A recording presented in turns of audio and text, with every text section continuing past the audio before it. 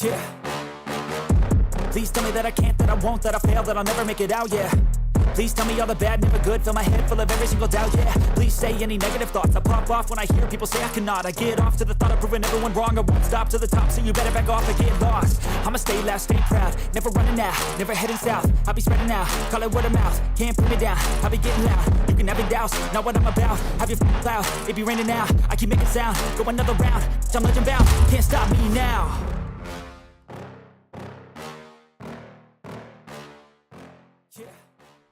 Hello everybody, good evening and welcome in to BENXT End of the Road after 37 weeks of weekly BENXT programming. It has all led to this, the Season 1 finale, before we prepare for Season 2 in WWE 2K25. Is the PlayStation Nation there? Hello, PlayStation Nation. They are. They're present and accounted for. Welcome in everybody, good evening. Tonight, I hope you've brought all your BENXT bucks, because they're going to be no good for anything for at least a few weeks.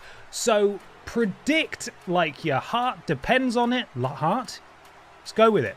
I'm wearing a dinner jacket because I'm feeling particularly fancy this evening. The Drinks Fairy has made me a cocktail. All the stops have been pulled out tonight. I'm going to take a sip on this and I'll tell you what to expect. My lips aren't close enough to the straw. Oh, that is tasty. That is tasty. Tonight at BENXT End of the Road, it's a special pay-per-view where all of the championships will be defended. It is a two-night in-game event. We are taking over the Saturday and the Sunday. Hopefully we can get it done in 3 hours, but it is an absolutely stacked card. So I hope you're prepared, and I hope you're excited. Oh, my shirt, you ask? Is that an Eddie Guerrero shirt? No, it's parody wrestling merch featuring Pippa the cat. Look at it. Look at it. It says Felino Squeak, and it's very clever.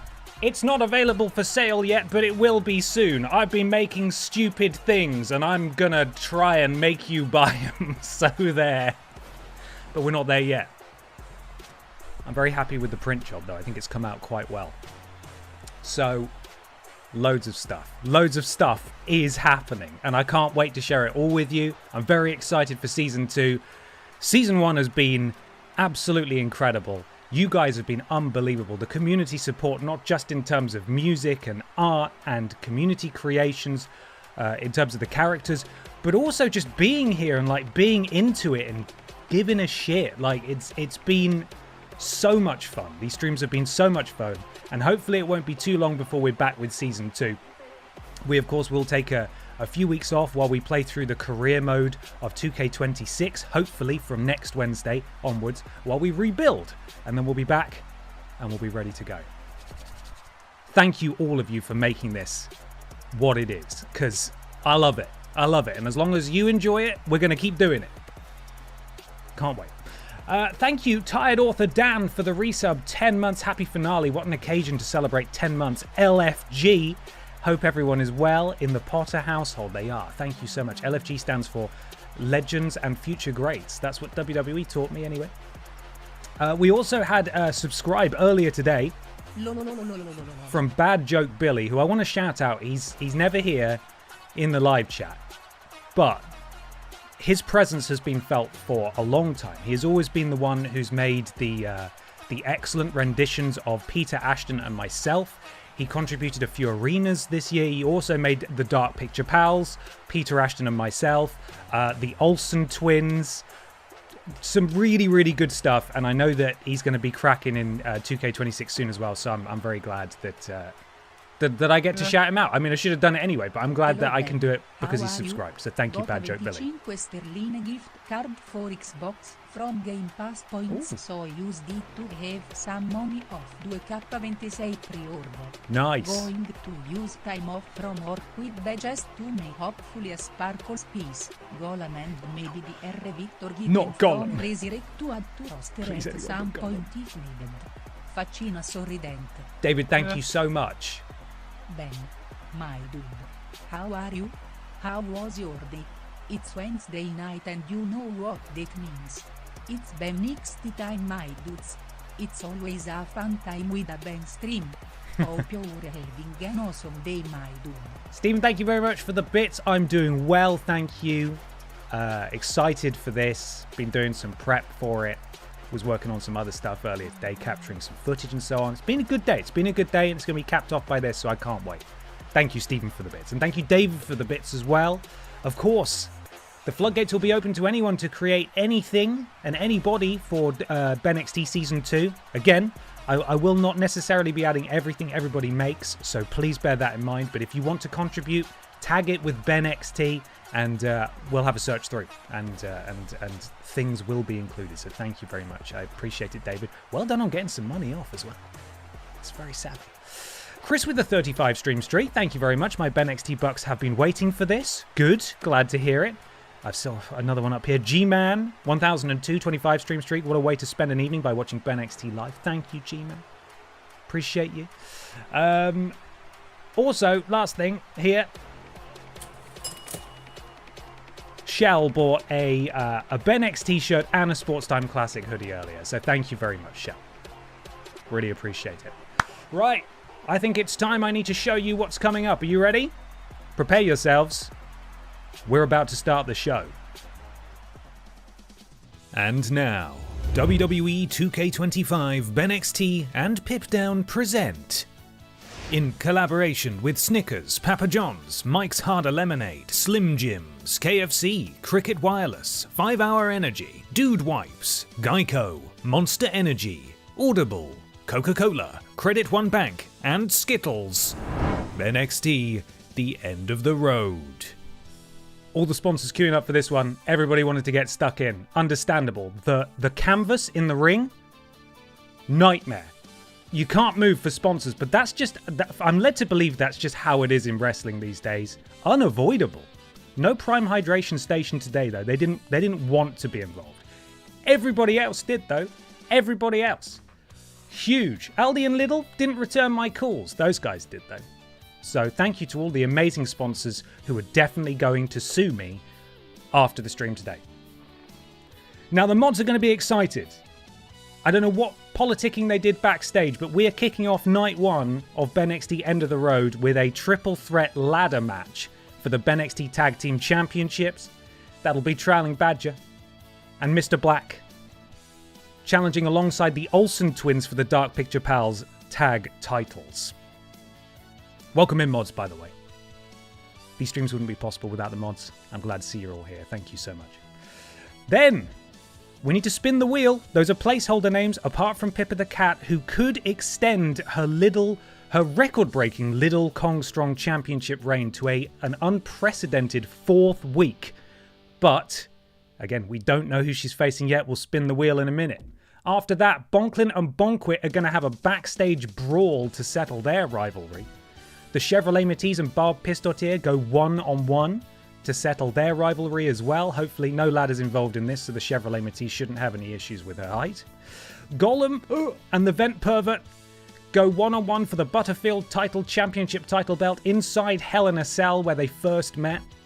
There's a triple threat match, of course, between Peter Austin, never met him, Ben Potter, different guy, and Mikey Johnso, who's that, for the Vidiots Championship. And in the main event of night one, it's a fatal 4-way Extreme Rules match for the undisputed Pipdown Men's Championship. The champion, Funky Barbara Pierce, defends against the former Pipdown champions, be they interim or actual champion, Red Thunderman Piss Jericho and Simon Miller. So that's night one. And I think it's time to spin the wheel. So let's do it. We've got to add a stip for the Vidiots belt match. What would you recommend? What do you think? I'm open to suggestions. Customized participants. Sorry, admin. Sorry, Alexa Piss. Sorry, Ann Horse. Sorry, Anna Logistic. It is wheel time. Here we go.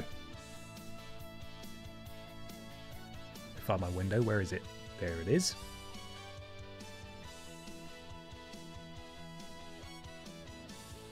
Biker Barbara Piss. She was in it just the other week, I think. The wheel has called her. A few places remain. 4 more slots. He's already in a match. He can't be in 2 matches. That's not allowed. We spin again. Pachiti Dust. Interesting. I think Sergeant Pachiti was in action last week. So it's nice to see Pachiti Dust get a go. When's the catering battle royal? Oh, Lord Brotovich. I'm sorry. Next entrant. Bobby Baba fucking Looney. And the final slot will be taken up by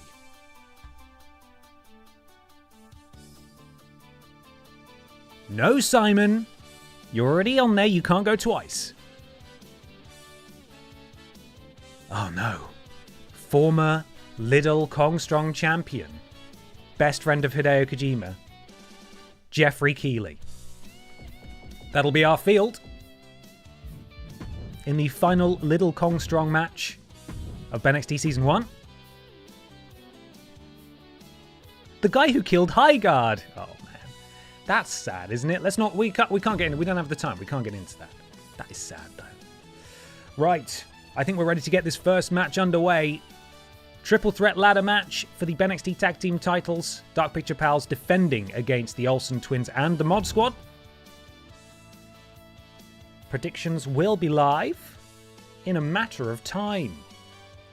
Whenever there's more than one person in a match, I need to make sure I know whose music I'm playing first. Now prepare yourselves because the Olsen twins will soon be making their entrance and it might be a little upsetting. They are scary to look at. To say, I love all the little extras you do for the streams. Different versions of PlayStation Nation, the shatter for Resi streams, the intro to the best wrestling event, etc.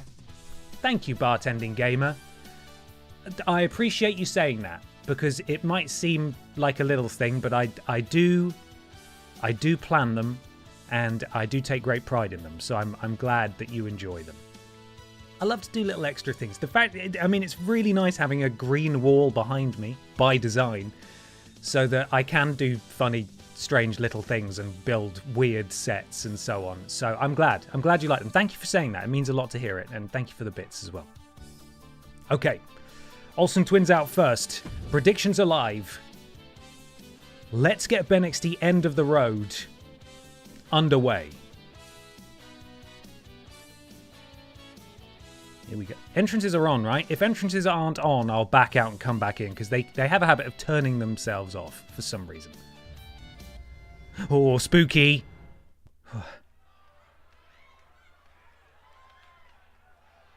Hello? Okay, that's fine. When it broken immediately. Look at all the sponsors there in the ring. Very nice. Brace yourselves, brace yourselves, brace yourselves. Oh no! They're so short they were already doing their animation before they could even be seen on screen.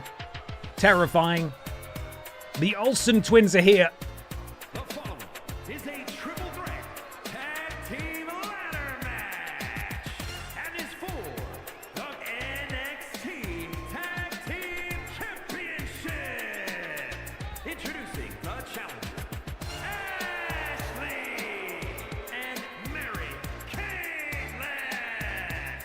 So I think we discovered last week that Mary-Kate is arguably the weak link of the team. Ashley Olsen there, who we're getting, unfortunately, very close to, has been dominating in recent weeks. They were unsuccessful in a match against the tag champs. But now, assuming they know how to climb a ladder, they could walk away with a championship and go into Season 2 as the tag champions, but they'll have to get through these men/dogs first.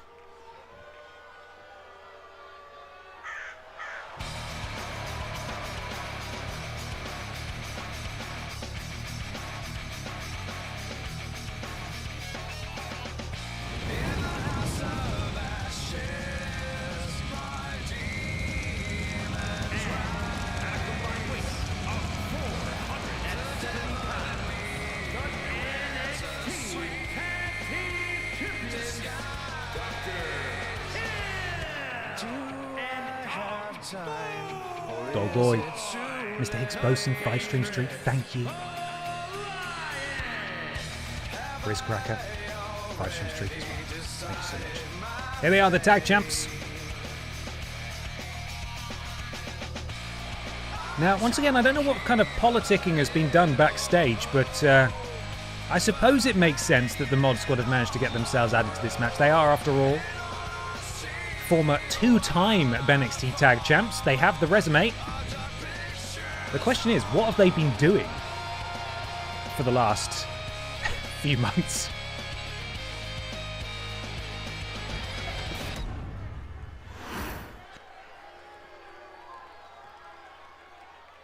Here they come.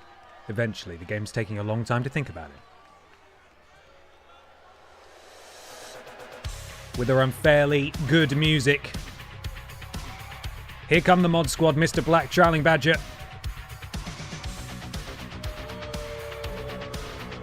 Boo!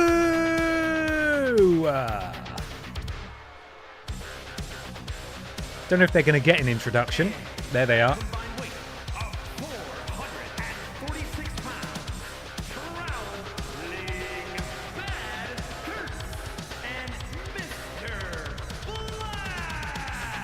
As I said, 2-time champs. Sorry. I cut Mike Rome off there.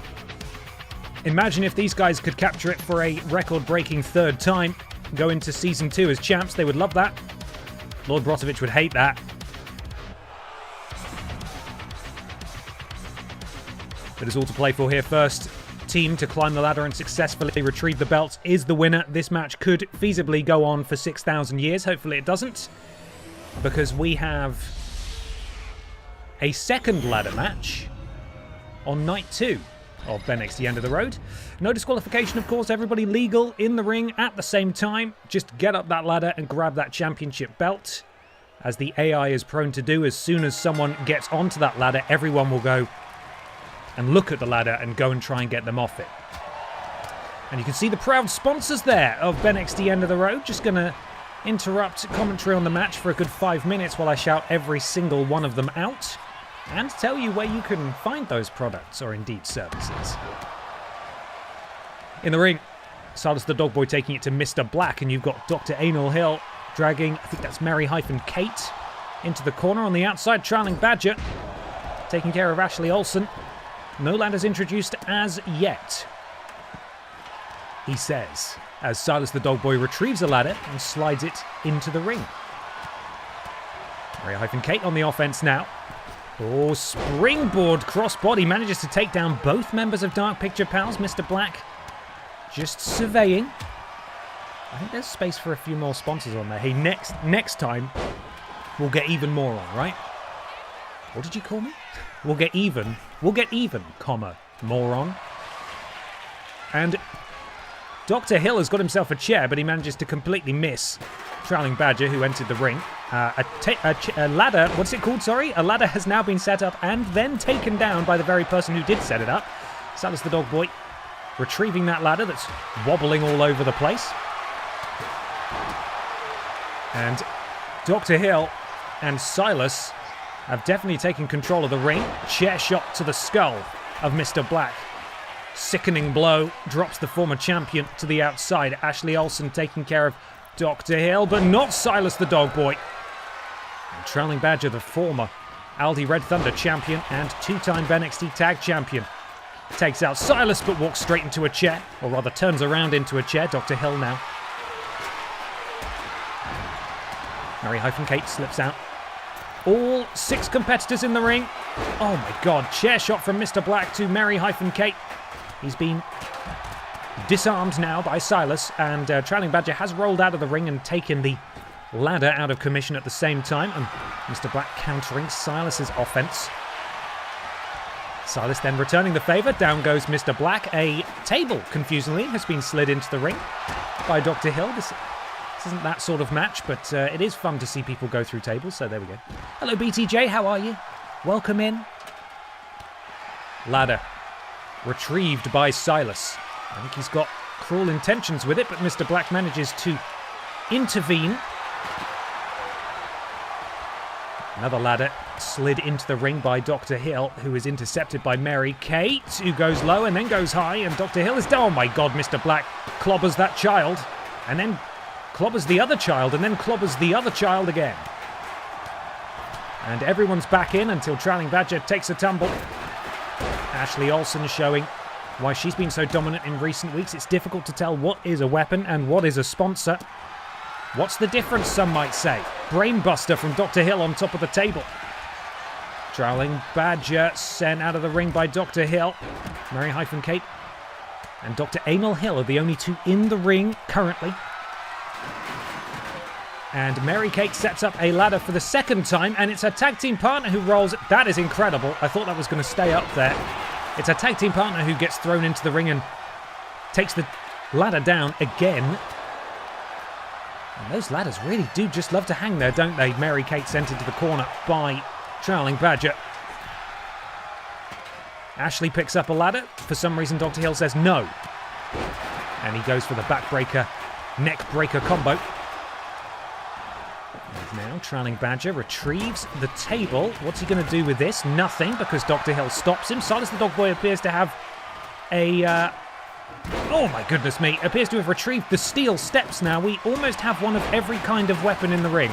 And it's Mr. Black who finally gets the ladder set up. Oh, and Silas the Dog Boy, European uppercut. He lands hard on those steel steps. Oh, and Mr. Black has knocked out Silas the Dog Boy. He's all alone in there. He's starting the climb. You see Mary-Kate notice that. She's now going to try and stop him. But Silas is in the way.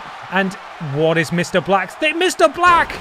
With the knee drop from the top of the ladder, he could have tried to retrieve the titles. He decided instead to crush the snoot of one half of the current tag champs. And Mr. Black absolutely owning the ring, and he climbs the ladder again. No one is there to stop him. Silas is starting to stir. Mr. Black has a hand on the title, but he's been interrupted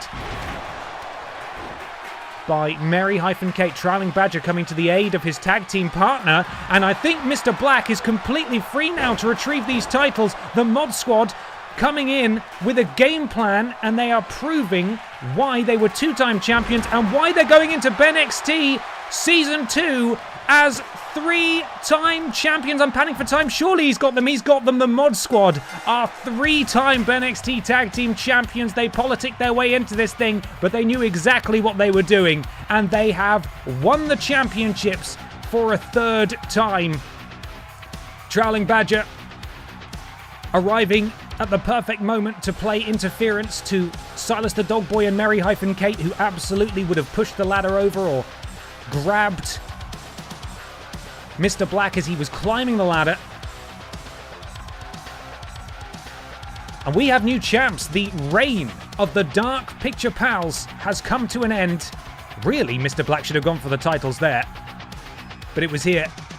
I mean, Mary-Kate really could have stopped this. I think there was a chair in the way, though. And this was the moment where the titles were retrieved and new.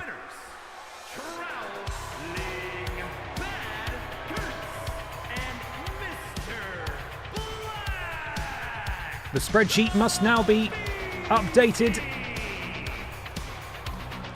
because we have new champs, and these guys will be starting Season 2 as the BENXT Tag Team Champions. Decent ladder match, didn't outstay its welcome, which is nice because we could have been here for an entire hour. Let's be honest. Mod Squad, three-time champions.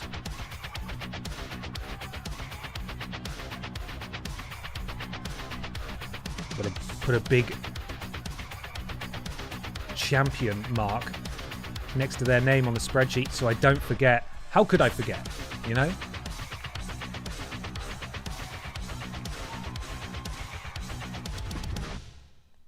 What a start. What a start.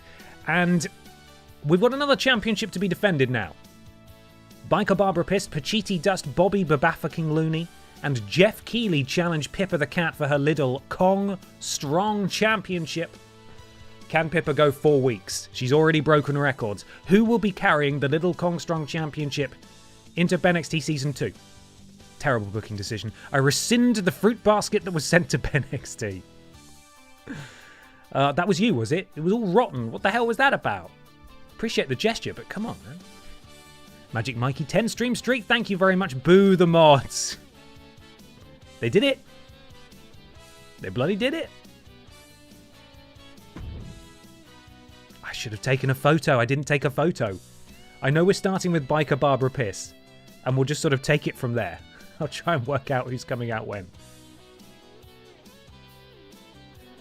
Little Kong Strong Championship tables match at BENXT End of the Road is now.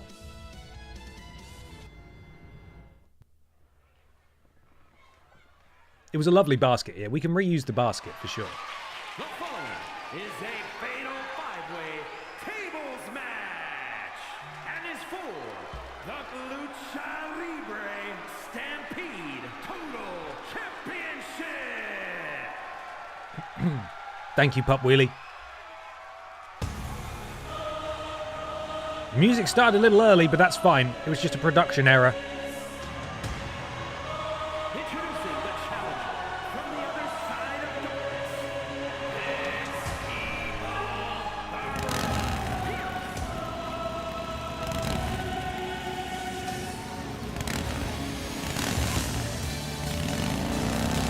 Former BENXT Women's Champion, Royal Rumble winner, Biker Barbara Pierce wants some gold.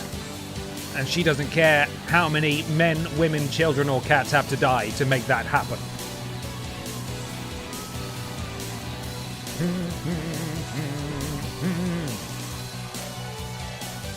Biker Barbara in her incredibly tight leather trousers. I can hear her squeaking from here. That might be Pippa, actually. I'm not entirely sure. It's one of the two. Sorry, what's this close up? Stacked McSlacks. Representing the awesome ones Who? from Newcastle upon Tyne, England, weighing in at 228 pounds, Patch E. Dusty. Pachiti Dusty is here, challenging for his first ever singles championship, going it alone tonight without his brother-in-arms, Sergeant Pachiti, at his side. Of course, Sergeant Pachiti had a bite of the apple last week, was unsuccessful. Could it be different for Pachiti Dust? And here we go. Here she comes.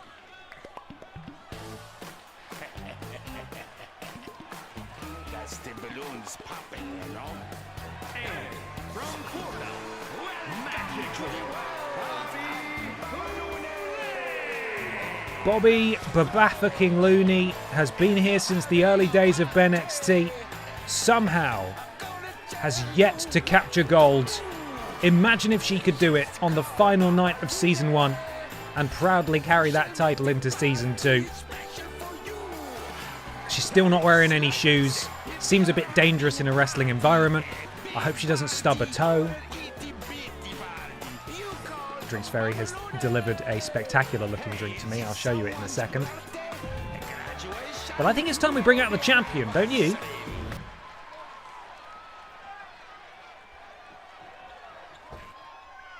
A reminder that this shirt will be available soon. And from Newcastle upon Tyne, England, the Lucha Libre Stampede Total Champion, Piper Champ. Pippa is on her third week as the Little Kong Strong champion. Nobody has ever done that before. Just imagine if she could go a fourth. Imagine if she carried it into Season 2. How unprecedented that would be. It would basically be unrepeatable. Does that make grammatical sense? I can't remember what I named these guys on here. Is it Hideo and Jeff? Oh god, I should... Yes, I found them. Okay, I found the music. It's fine. Pippa the Cat is here, and she's defending her championship next. Ladies and gentlemen, please welcome, and representing the Dream Team from Toronto, Ontario, Canada, weighing in at 223 pounds, Jeff Keighley. Jeff Keighley is a former Little Kong Strong champion. Hideo Kojima is a former Little Kong Strong champion. They are the Dream Team. They are Team Best Friends. They may not have held Tag Gold, but they've both held this title. And Jeff's fixing to get it for a second time. Can he do it?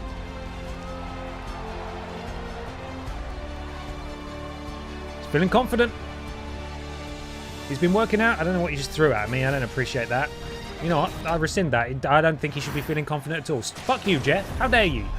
You didn't kill High Guard. That was an unfortunate byproduct of it being in the final slot of Splat of the Game Awards. Anyway, we're beginning now. The Little Kong Strong Championship on the line. First person to throw someone through a table is the victor. Side Russian leg sweep. Oh, that was a double team there from Biker Barbara Piss and Pachiti Dust. Maybe there's a mutual respect there. They do both do the Jinkle Jam finishing maneuver, of course. And Pippa the Cat, the champion. Look at that. Sort of talking that spine buster to Bobby Babafucking Looney. A few tables flank the ring.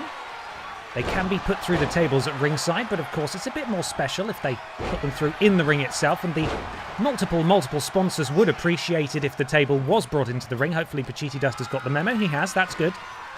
Table brought in. Biker Barbara Piss throws the champion into the corner. Pachiti Dust picks up the table he just brought in. Oh, Pippa immediately flying out of the corner.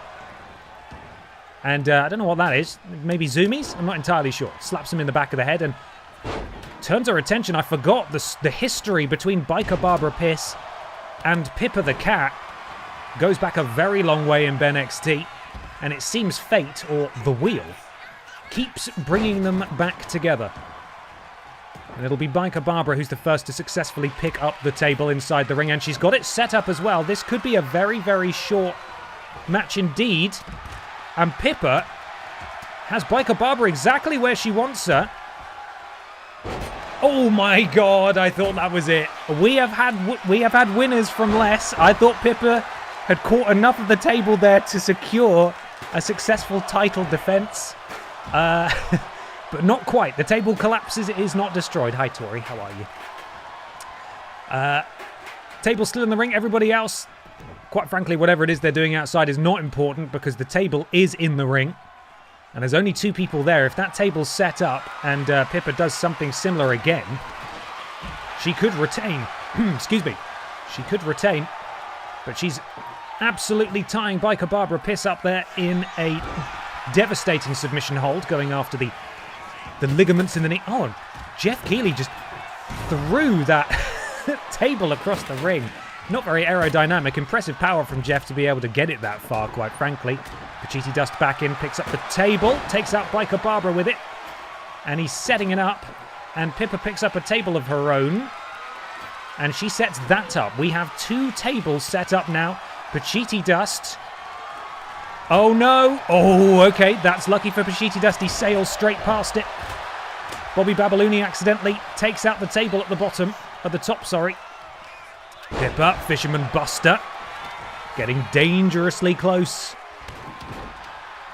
to these tables now, and Pippa, she's trying to get Bobby Babalooni over into position. Nobody seems to be paying any attention. Pippa could be closing in on an unprecedented fourth week. Pippa the Cat is going to BENXT Season 2 into the fourth week of her reign. It wasn't even close. It wasn't even close. It seemed nobody else was even interested in throwing someone through a table. Pippa came in with great urgency, and Pippa's record-breaking reign continues into a fourth week. It's never happened before. The spreadsheet's updated. Pippa the Cat, 4 weeks as Little Kong Strong champion. We haven't even had Aldi Red Thunder champions go that long before, and if we have, it's only happened the once. Pippa the Cat, with everybody else distracted, throws Bobby Babalooni straight through that table and secures her championship status for Season 2.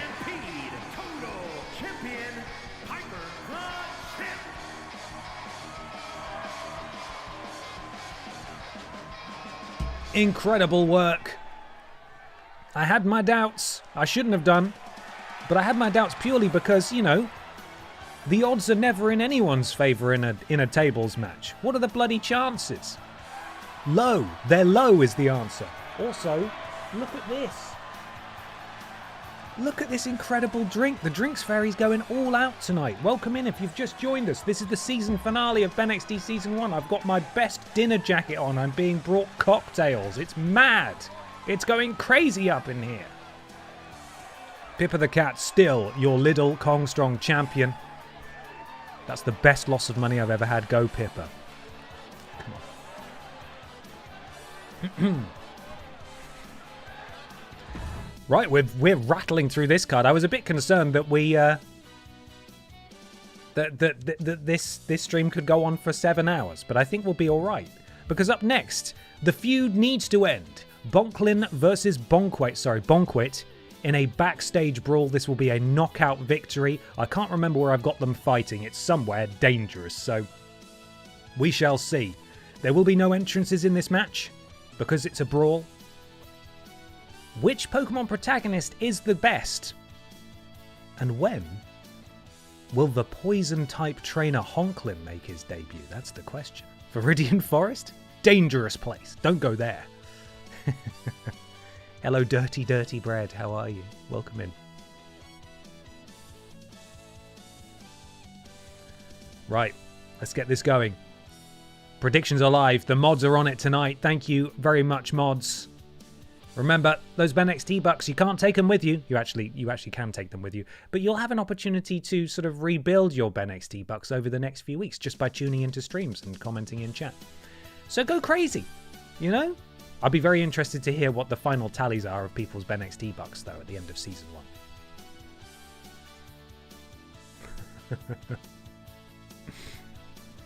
1. So what did you get up to last night? Oh, I made cocktails for my fiancé while he hosted a fake wrestling show on the internet. It's real! It's a real wrestling show! It's real! God. Let's do it! Bonklin versus Bonquit backstage brawl. First knockout wins.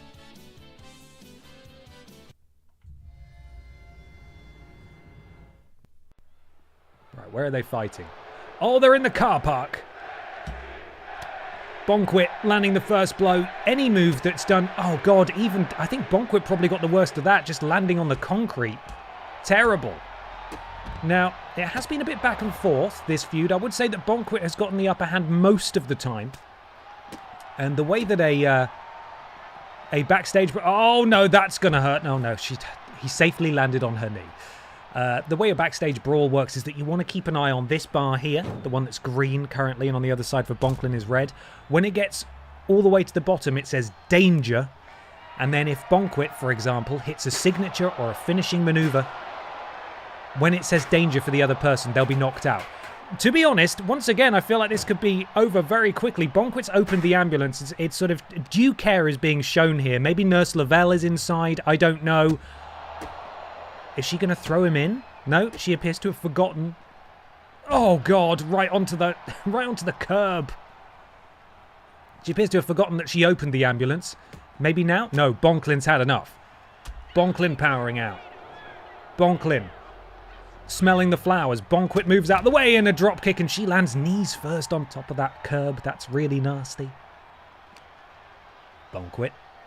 Walking Bonklin over to the entrance of the ambulance now. She's got him in. What's she going to do? I'm not really sure what's going to happen here. Oh my God, he's gone all the way in. And Bonquit is going to close the...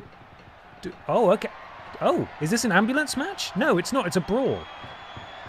I wonder if she can close both doors. Does she win? Does the ambulance drive off? I'm very confused about what she's attempting to do here. Bonklin's able to escape the ambulance, though, so that's good.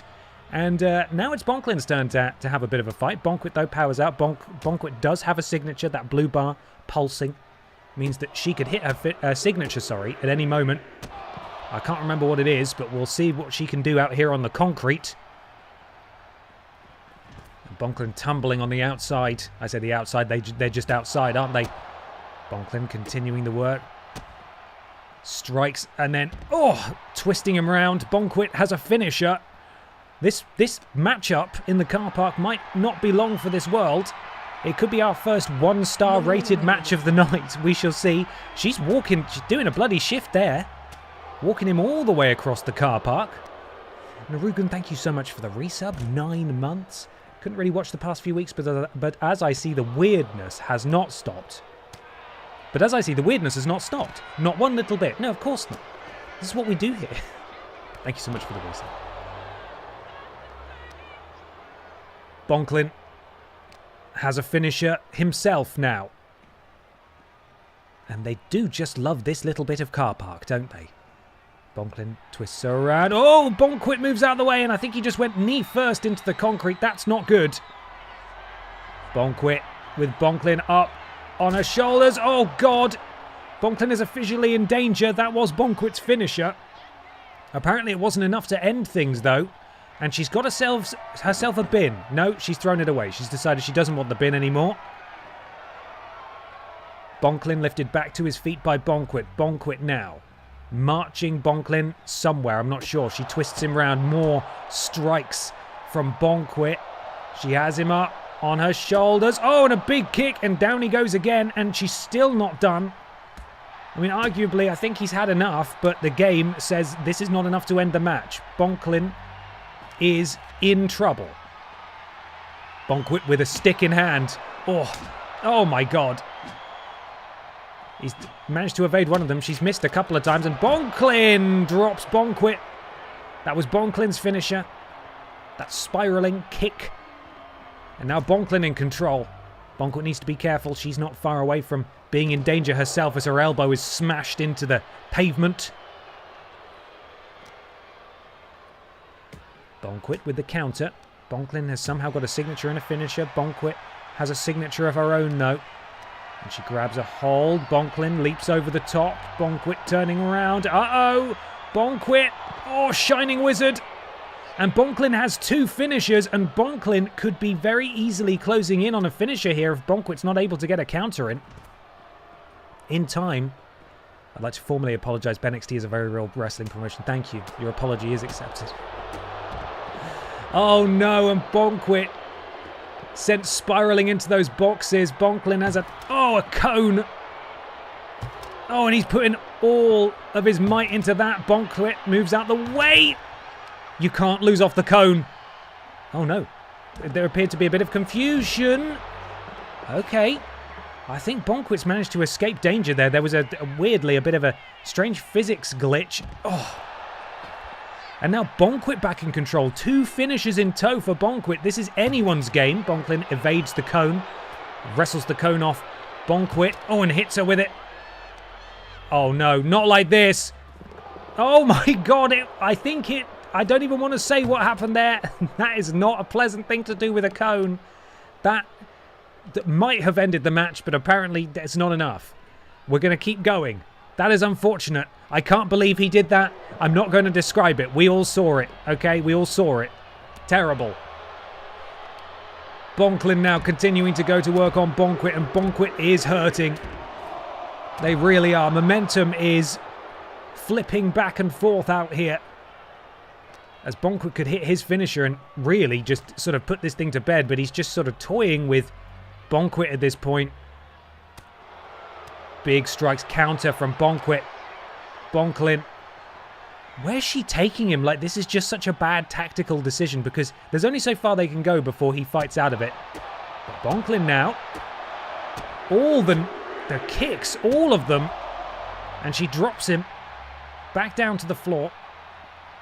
And Bonkwit sends Bonklin again across the car park. Elbow drop. Why would you do that outside? That's awful. Bonkwit beckoning for Bonklin to get back to his feet. Thinks she's going for a finisher again. There's that knee or that kick straight to the face, and Bonklin is in danger. Bonkwit very close to putting this thing away. Oh, but she walks right into the trap set by Bonklin. And it's Bonklin's turn now. Weirdly, this is the match that's gone on the longest. I thought for a second we might get a 1-star match here. But she has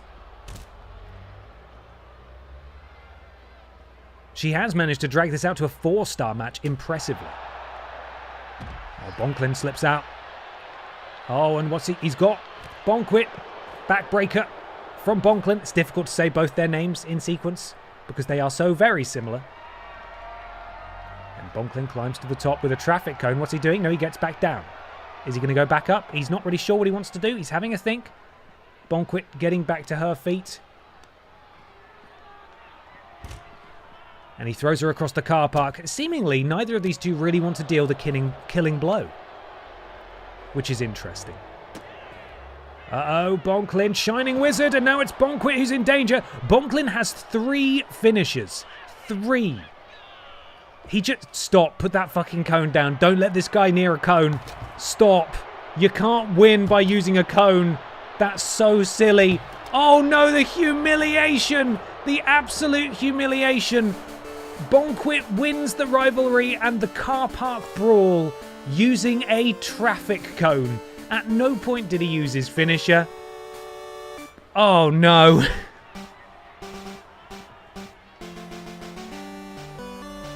TM05 is cone, right? In Pokémon.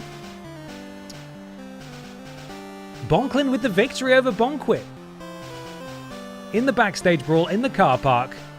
Not using his wrestling moves, but using a traffic cone.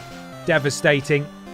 BENXT could have finished this thing a few times, but again, just not quick enough off the mark, and this was the killing blow here. A devastating 3rd strike with the traffic cone means that BENXT loses to Bonklin. Sad.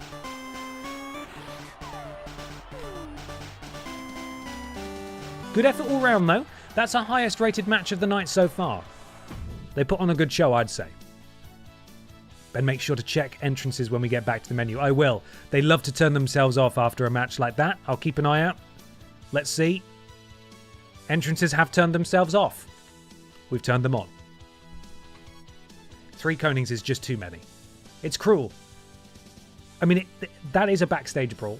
You can't control what people are and aren't going to do. But we will have a word, you know, about Bonklin's conduct. He needs to be better, you know, for next time. Up next, the BENXT Women's Championship. Sorry, the Pip Down Women's Championship is on the line. Barb Pistotier won in shocking fashion a few weeks ago in a ladder match where the Chevrolet Matisse did sort of get stuck on a chair that was next to the ladder, but also she was sort of a bit too small to reach Barb, which allowed her to capture that championship. They've been feuding for a few weeks now. And this is the Chevrolet Matisse's proper opportunity at Payback in a one-on-one match with no funny business. So let's see how they get on. Chevrolet Matisse versus Barb Pistotier for the Pip Down Women's Championship is next.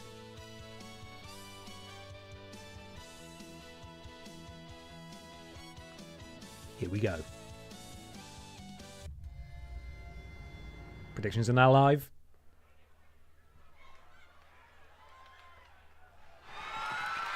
The following contest is scheduled for one fall and is for the SmackDown Women's Championship.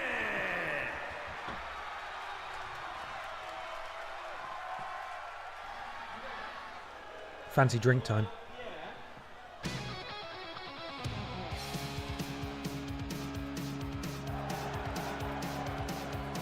Oh, it's strong.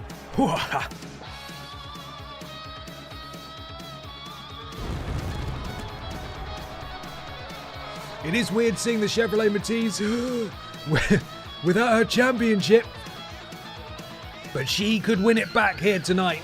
I think I'm going to have to remove my very fancy dinner jacket because I'm getting a bit toasty. Ow. It's getting a bit toasty in the arena. Forgive me while I get the guns out. Oh, God.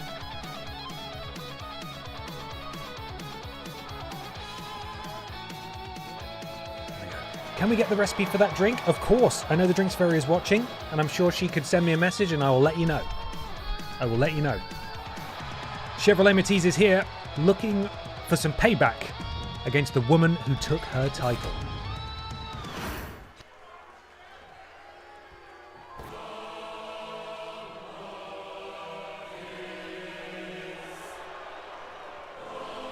Here she is, your Pip Down Women's Champion.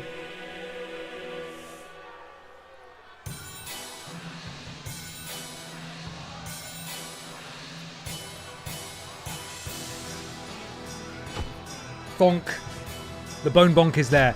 The drink is vodka, pineapple, juice, and coconut milk. I believe the drinks fairy referred to it as a bastard pina colada because we didn't have the right ingredients. It's delicious. It's strong, but it's delicious.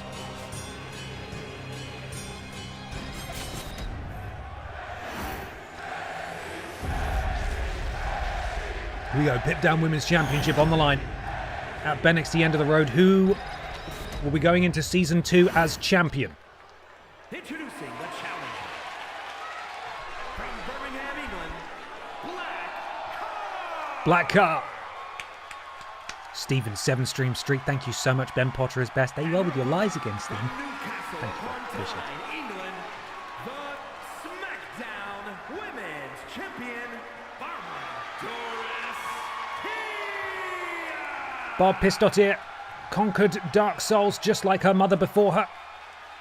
She's dyed her hair slightly because, you know, she wants to have her own identity. I'm not like you, Mum. I'm different, is what she said, presumably. Championship handed over. Chevrolet Matisse gets a good look. She would like to become the first 2-time Pip Down Women's Champion. And that could happen now. Both competitors are ready. Champion and challenger. Sponsors are there. Loud and very loud. Not so proud. In the centre of the ring. And it's the champion who fires the early salvo. Big rights, lefts, elbows, and then just tossing the challenger, across the ring. And Barb asserting her power and dominance in the early goings here. And the Chevrolet Matisse is already hurt as we see a massive splash from champion Barb Pistottier. And Barb doing a little run around the ring, rolling neck snap from the champ, right on top of the 5-Hour Energy logo. 5-Hour Energy, do you want too much of that? That's how you get it. Go to 5hourenergy.com/diarrhea to find out more. Barb Pistottier, full control of the challenger. Could this be one of those squash matches that we see sometimes on BENXT and Pip Down? Doesn't happen all that often. But oh no, there we are. I think maybe Chevrolet Matisse heard me say that at ringside at the commentary desk and immediately sprung into action. But unfortunately for her, that rally was short-lived. As we now see the Chevrolet Matisse groggily getting back to her feet above the Skittles logo. Skittles, they're sweet. And Chevrolet Matisse with the counter. Scooping up, and look at the power. Oh no, it wasn't the power, that was a counter from Barb Pistottier.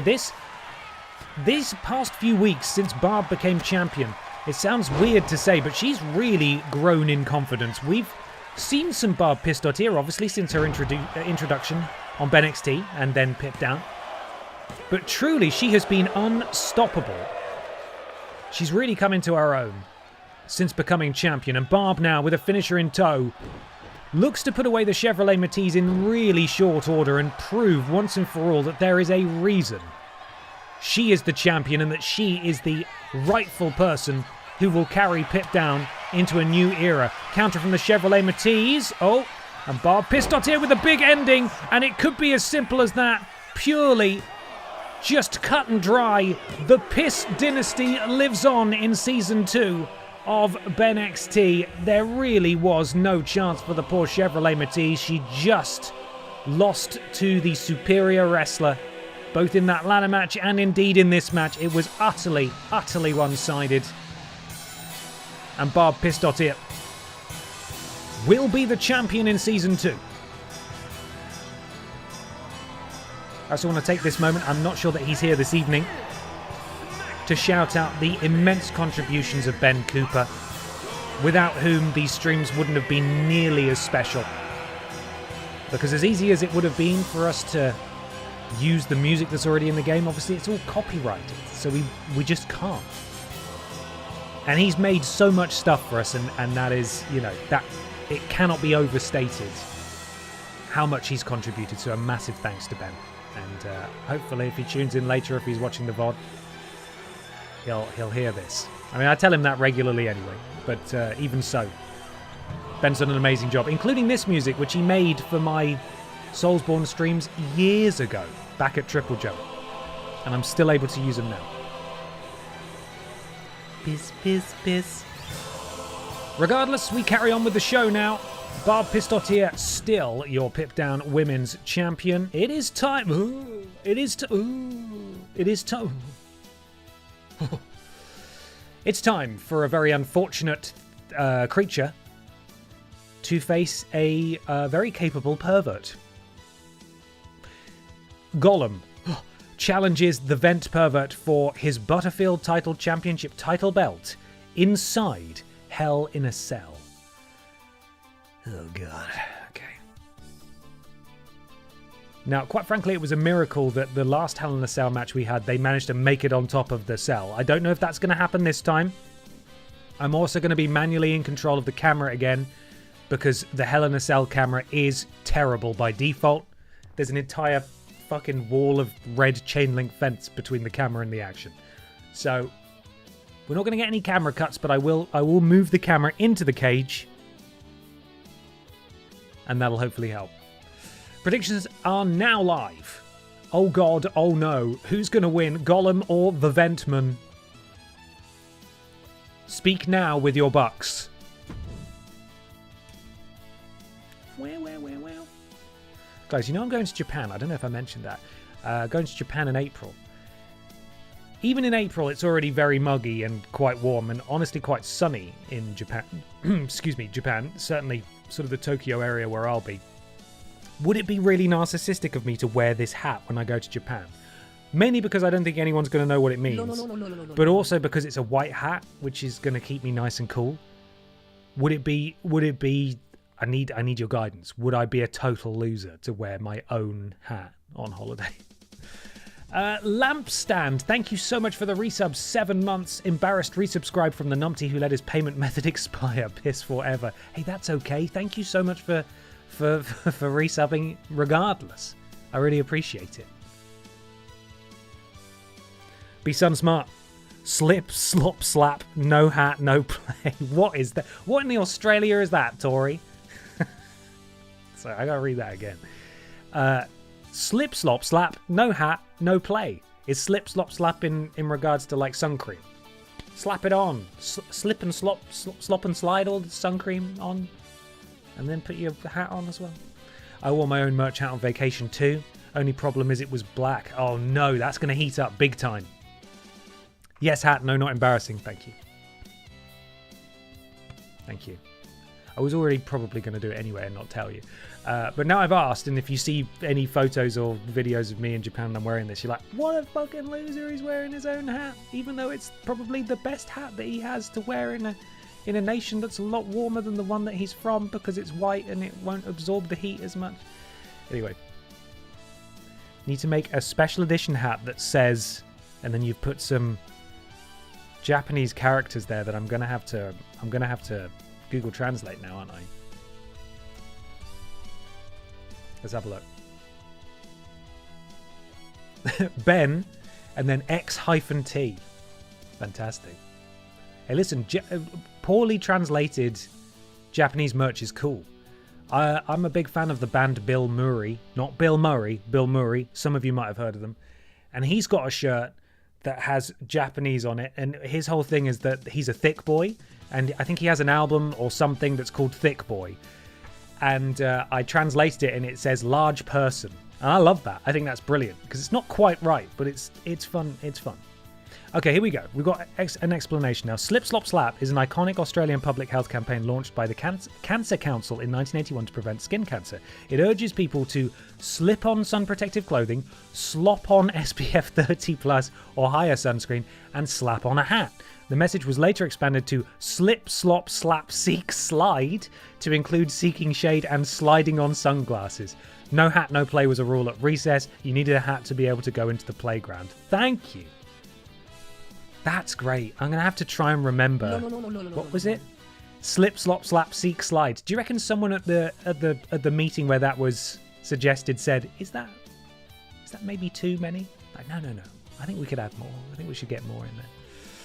Lampstand, thank you so much for gifting a sub to Me Name Sleg. welcome to the thickness, me name Slave. Thank you very much, Lampstand. It's really kind of you. Right, now that I've got my sun protection sorted for Japan. This drink is so strong. Sorted for Japan. I think we're ready to, unfortunately, prepare ourselves for Gollum. Are you prepared for Gollum? The answer is no, but I've given you fair warning, so let's try our best, yes?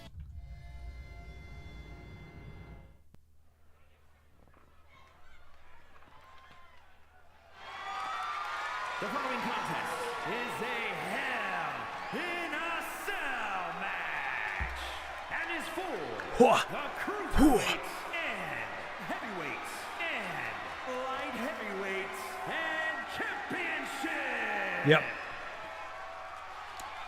Nobody is ready for Gollum. Does he have... He's got no smoke, so he is going to jump scare us. Fair warning, he's going to jump scare us. Oh, that was way scarier than Resi 9. He's here.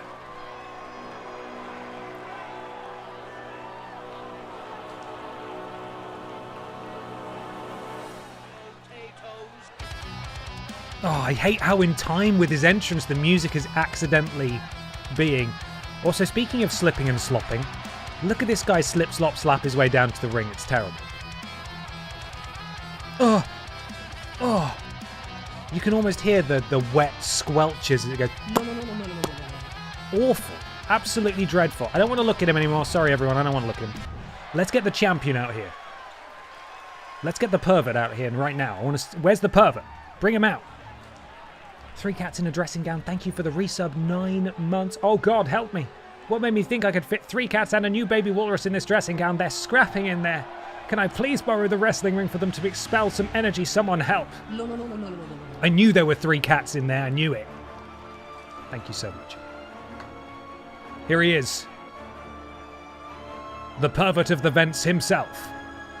The Butterfield champion. He won this title inside Hell in a Cell a number of weeks ago, a match that Gollum was in. But since winning it, Gollum has been a real thorn in the side of the vent pervert, and I think they seek to end that where it all started, inside Hell in a Cell. Stephen, thank you for gifting a sub to Jax Del Kari. Welcome to the thickness, Jax. Thank you, Stephen. And also Rosita 63, 7 months. Thank you very much. Back after being away for February. Hope you had a lovely time. I hope it was good. Still catching up on VODs, but hopefully I won't be too confused by BENXT. Well, you've joined at the right time because this is the season finale. So I'll explain everything that's going into each match, but ultimately all the championships are on the line. And we are deciding who's going to be champion going into Season 2. Introducing the challenger from another time, weighing in at 102 pounds. He won't say his name. He won't say his name. New York, weighing in at I wonder if that's something we can carry on into Season 2. the cruiserweight and Samuel! light heavyweight. Thank you so much for the raid, Cultaholic. That was WCPW.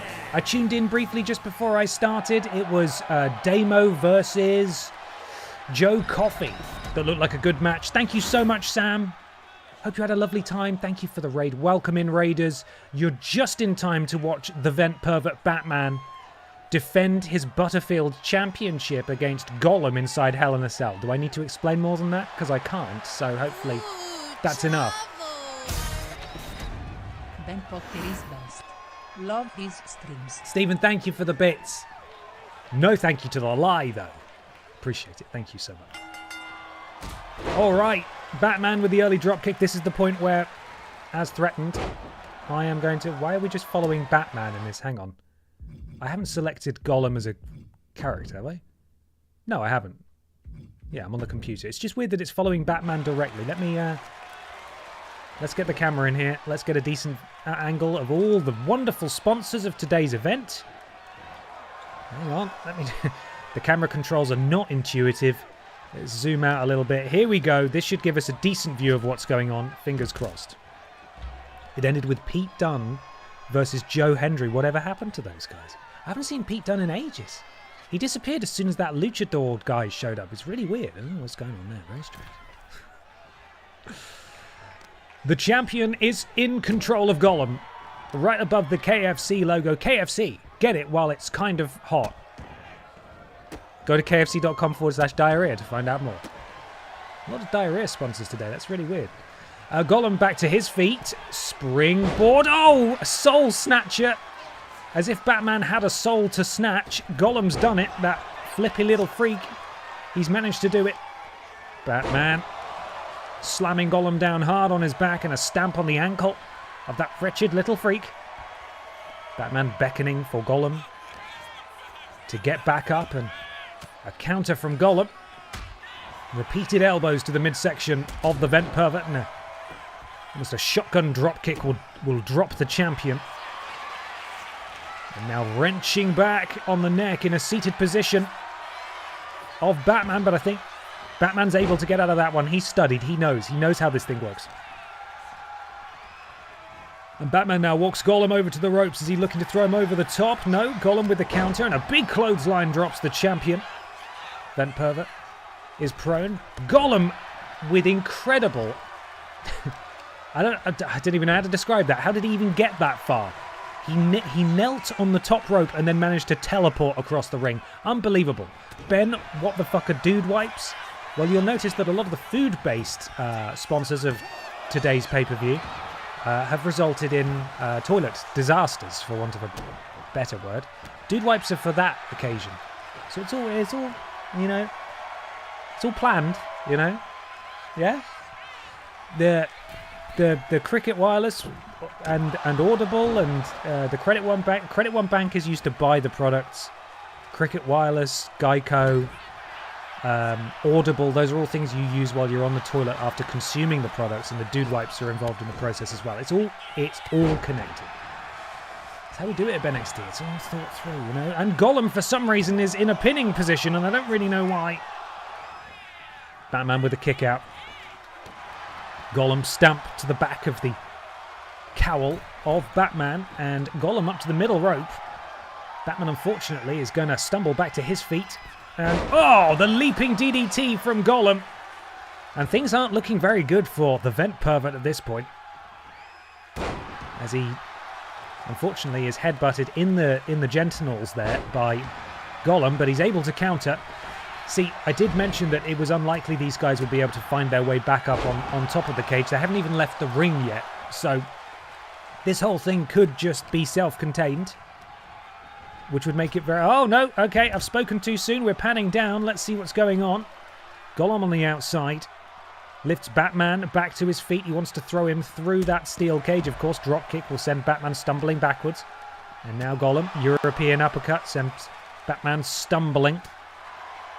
And a stiff right hand from Gollum. Oh, Batman thrown into the cage door. Gollum... Oh, we'll then throw him back into the ring. That's a shame. I was sort of hoping for a bit more there, but that's okay. Batman, the taller of the two participants in this match. Oh, just eats a foot. And that foot's got to be a bad one. Gollum for... Oh, God. Gollum's got two finishers. I'm very worried about this.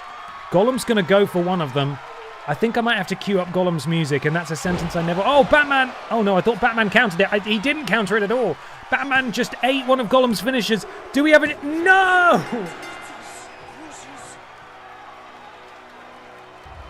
Anyone but him. Anyone but Gollum. Gollum has broken the bat.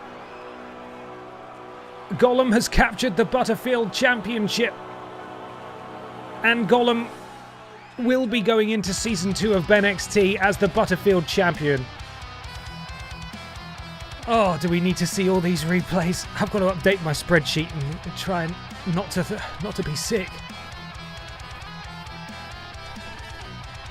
Gollum. One time. Here is your winner, and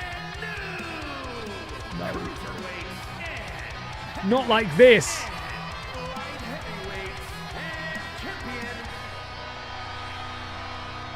They still can't even say his name when he's champion. They refuse to say it because he's so terrifying. Oh, well, I suppose congratulations to Gollum are in order. That is worst case scenario. Why wasn't Batman more careful? I don't know, man. I don't know.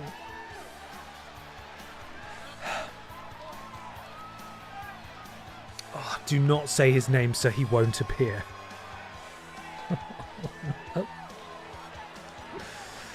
Gollum is your new Butterfield champion. This is the risk of putting all the titles on the line, I suppose. Speaking of titles on the line, the Vidiots Championship is being defended next. Peter Austin, Ben Potter and Mikey Jonso go at it. Mikey Jonso, the current champion, record setter. All three men have held the championship, but Mikey Jonso, is the only one to have defended it successfully. Now, someone suggested that we should change the stipulation for this match, which we can do. If you guys have a suggestion. I don't think you can do a three-way underground match. No, you can't. That would be funny, but you can't do that, so that's fine. We can do a triple threat steel cage match. That would be unique. We've never done one of those before. Let's give that a go. Let's try that. Billy as special guest ref. Can we do that? Can we do that inside a steel cage? Let's see. Special guest referee. Oh, God, it's given us all the options now. Extreme Rules, Hell in a Cell, steel... No steel cage? No steel cage special ref? No. No steel cage special ref, unfortunately. Unfortunately not. I'm going to go with a... I've never done a triple threat steel cage. I think that might be interesting because normally when we do a steel cage match, it's one-on-one and someone inevitably just climbs over the cage at the first opportunity. I don't think this is for the championship anymore, so we need to fix that. Title match. Championship. Vidiots title. Don't have refs in a steel cage matches you can only win by climbing out. Thank you, Techiwe. There we go. There's the reason. Entrances are on. Peter Austin, Ben Potter, and Mikey Jonso go one-on-one. In your pre-main event of Night 1 of BENXT End of the Road, we have been rattling through the matches, which is perfect because there's a good chance that Night 2 might take a little longer. It only has 6 matches on Night 2 as opposed to 7 on Night 1. But you never know. You know, we're going to have a Battle Royal. That always takes a while on Night 2. We're going to have another ladder match. That could take ages. So we're in good stead. Still 2 matches to go, though, on Night 1. And this is the first one. I can't wait for Night 3. Do not be excited for Night 3. It's not happening. It's not. Let's do it. Who's coming out first? Oh, I should have. Why didn't I take a photo? Is it Ben or is it Peter? The following contest is a triple threat steel cage match and is for the undisputed Internet Television Championship.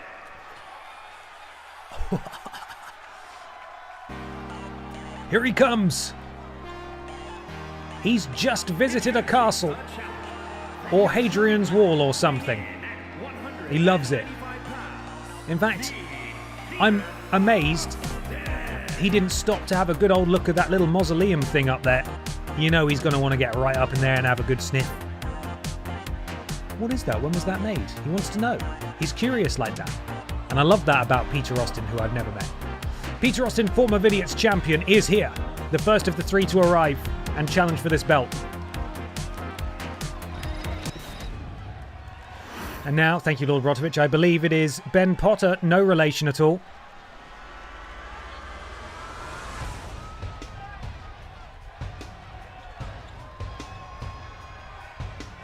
And introducing the challenger from Newcastle upon Who is that guy? weighing in at 228 pounds, Dude Ben Potter. Ben Potter seeking his second Vidiots championship. He looks cool. I don't know him though. Who is he? No relation. Which of course means that it is time for the champion to make his way out here.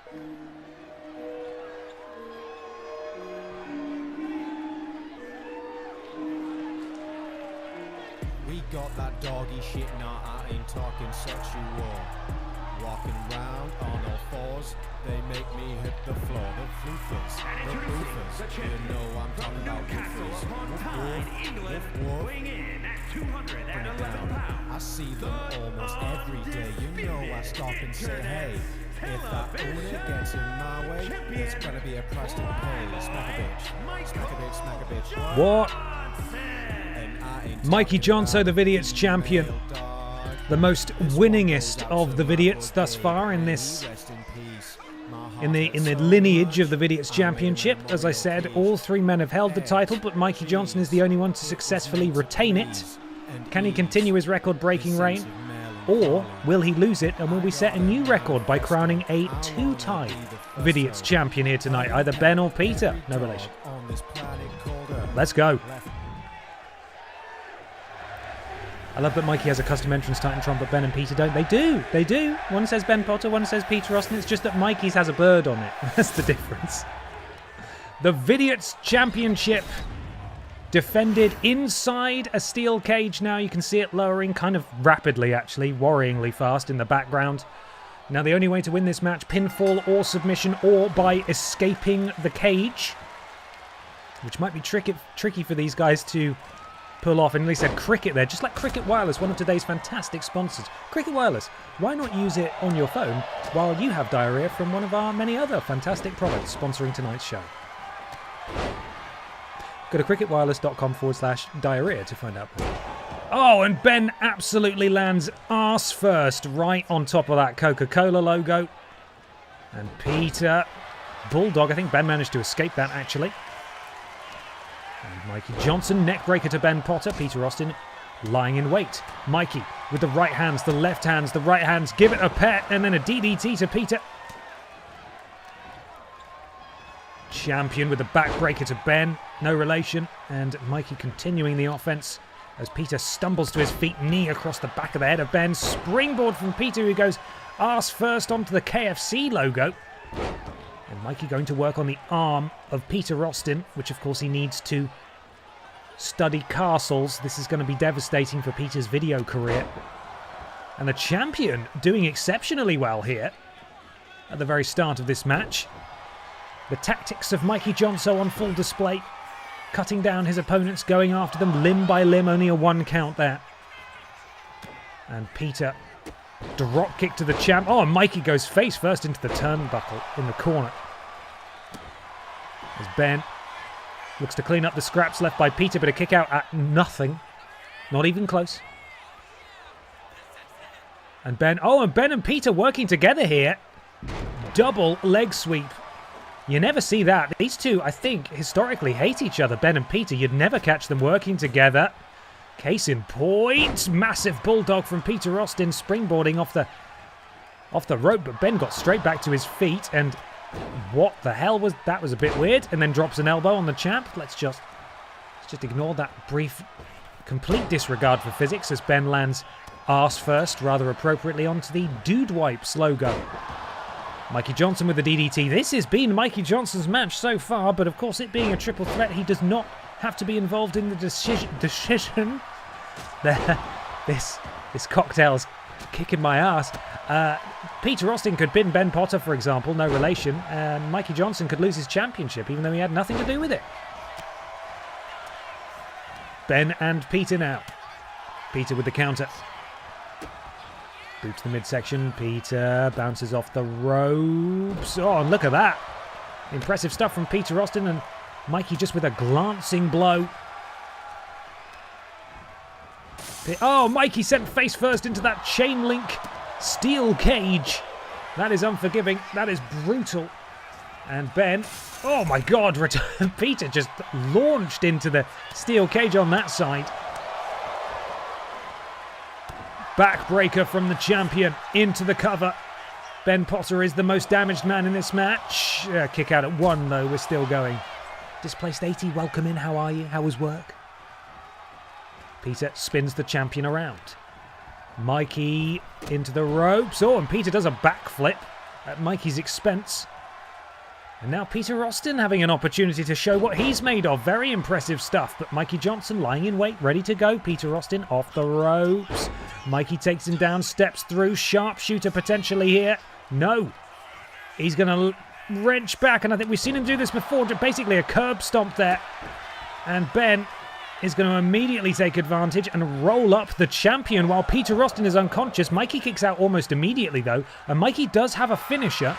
He's the only one of the trio to do so, but unfortunately for him, the power of Ben Potter, no relation, proving too potent for Mikey to overcome. Peter now has a signature, and Ben is stunned. Hangs Potter up in the Tree of Woe. Boot to the midsection. Turns around to look at Mikey again. Crossbody misses. Nobody there. Mikey Johnson now with Peter exactly where he wants him. Very impressive from Mikey, and Ben with a big boot. Smashing through Mikey's face, and Ben takes down Michael Johnson. Drops an elbow. I believe Ben at some point maybe has sacrificed some of his signature bar to stand up early, which explains why he's quite so far behind the others in terms of earning something. But a DDT from Ben, and that was Ben's turn to be in control. Momentum switching all over the place.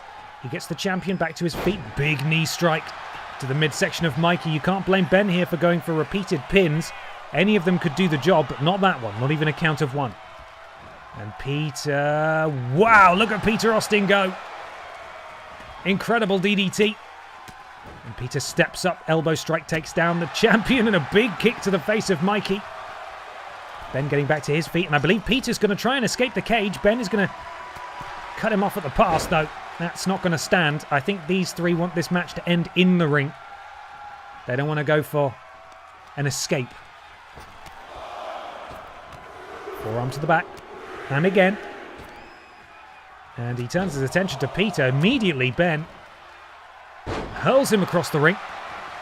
And now Ben, once again, is the only man standing here. He's pacing.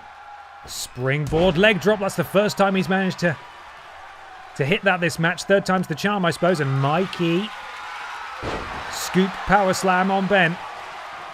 And now it's the champion who is the lone stander in this match. Does that make any sense? I'm not entirely sure. All three men now back to their feet. Peter, Ben, Mikey. Oh! Snapdragon suplex, and Ben just drops Peter and goes for a pin. You can't win it off that, surely. Only a count of one. Ben can't believe it for some reason. Peter has a finisher. Ben has his signature. Ben, German suplex with the release to Peter Austin. And a stunner to Michael Johnson. A stunner to Michael Johnson. Ben Potter is the only man standing. Peter Austin is slowly getting back to his feet, and Peter able to break it up. Oh, that would have been it. That could have been it then. Ben Potter able to hit the piss warm stunner on the champion, and if Peter Austin hadn't gotten back to his feet, that would have been it. And somehow Peter is still moving in this as he sit out powerbomb on Ben. This could be it. Ben is hurt enough, but oh no, Ben gets his shoulder up. We're still going. Matumbo87, thank you very much for the resub. 6 months. Thanks for a great season 1 of BENXT. Can't wait to see what weird and wonderful wrestlers we get in season 2. Thank you so much. Me too. I'm very excited. Michael Johnson gets Ben up on his shoulders. Slams him down. And again, look at the technique of Mikey just breaking down Ben in this match. And dragging Ben into... Where's he going to put him? Right on top of the 5-Hour Energy logo. Interesting. I wonder if there's any signs to that. Look at Peter go. That incredible head scissors. That Hurricane Rana takes down the champion. Michael Johnson in a stiff right drops Ben Potter. No relation. And Peter Austin still has that finisher. Ben in the corner. Peter kicks Ben in the face. And now moonsault from the bottom rope. Moonsault from the middle rope. Can he hit the trifecta? Moonsault from the top rope. Impressive from Peter Austin. That was his finisher. Mikey Johnson, though, just watched the whole thing happen. All too easy for him to break it up. Not a problem at all.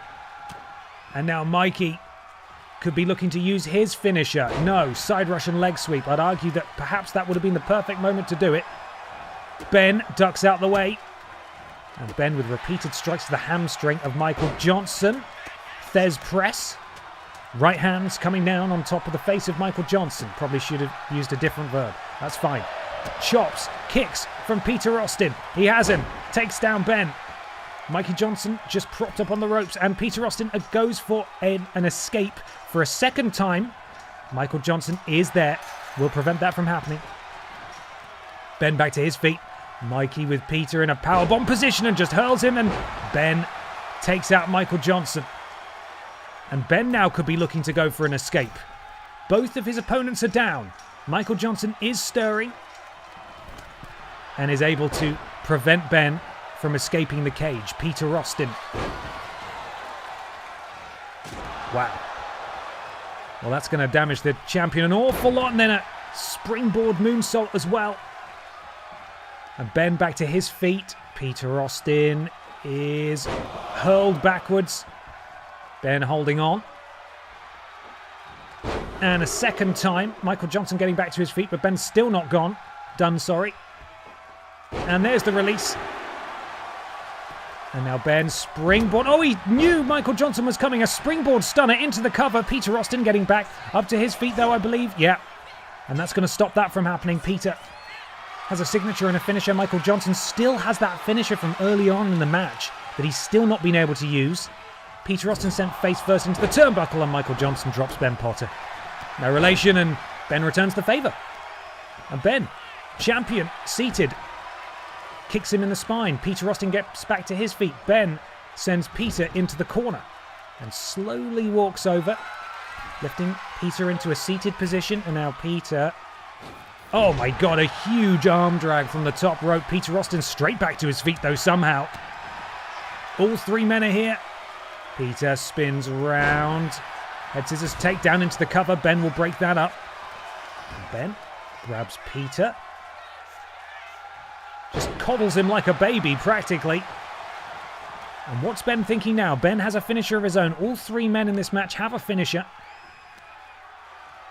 Mikey slips out. Takes down Ben. Peter Austin having a little breather in the corner. Mikey now lifts Peter up onto the top rope. Oh God, and Peter's poor arm dragged down on top of it for a second time. And now Mikey gets his pick of who he's going to tackle next as Ben sent into the ropes. Mikey, Snapdragon suplex with the bridge. Mikey Johnson could retain his championship right here. Ben with the kick out. We are still going in this Vidiots championship match. It is as level as could possibly be. Michael Johnson going for the escape. Ben taking his sweet time. Oh no, what's he doing? Why is Ben doing that? Ben trying to prevent Mikey from escaping perhaps the slowest way he possibly could, but he's got him. He has caught up with him. And Michael Johnson has no choice but to logically climb back into the ring. And Peter Austin also climbing up. Oh, Michael Johnson's been busted open. Ben jumps down. Peter Austin's lying in wait, though. Counter from Ben. German suplex. Ben holds on. Second German suplex. And this will be the third one with the release. There goes Peter Austin. And Ben spies Michael Johnson getting back to his feet. He's going to cut him off at the pass. And Ben now with Mikey Johnson. And a Falcon Arrow from Ben Potter, who is absolutely taken over here. Michael back to his feet. Headbutt from Ben. Oh God, and he's not done a second headbutt from Ben. He clings on again.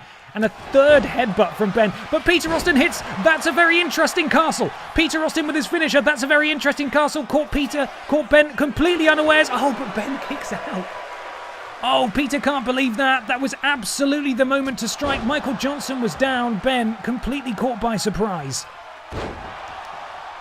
Peter hit his finisher, but it was not enough as Ben kicks out. And Ben sent into the steel cage. And Peter continuing the offense. Face buster on Ben Potter.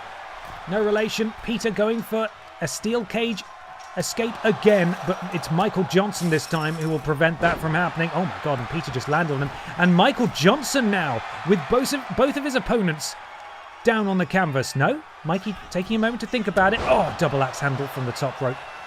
Ben's down. Again, though. Peter being walked over to the turnbuckle. Michael Johnson. Full head of steam. Big clothesline in the corner. Peter crumpled to the canvas. Michael falls into the cover. Ben right there to break it up.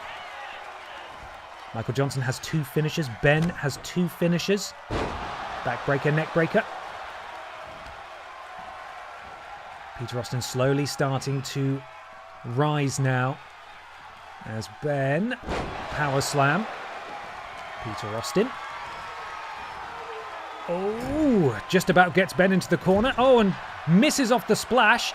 And Ben now can take advantage. Backbreaker. And again. And down goes Peter. And a back elbow to Michael Johnson. Ben had a sixth sense about that. He knew Mikey was coming.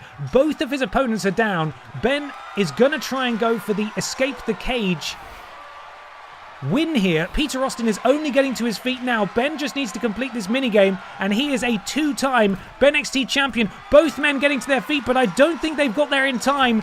All that's left is for Ben to drop to the outside, and we have a brand new 2-time, no relation, VODs champion, and his name is Ben Potter.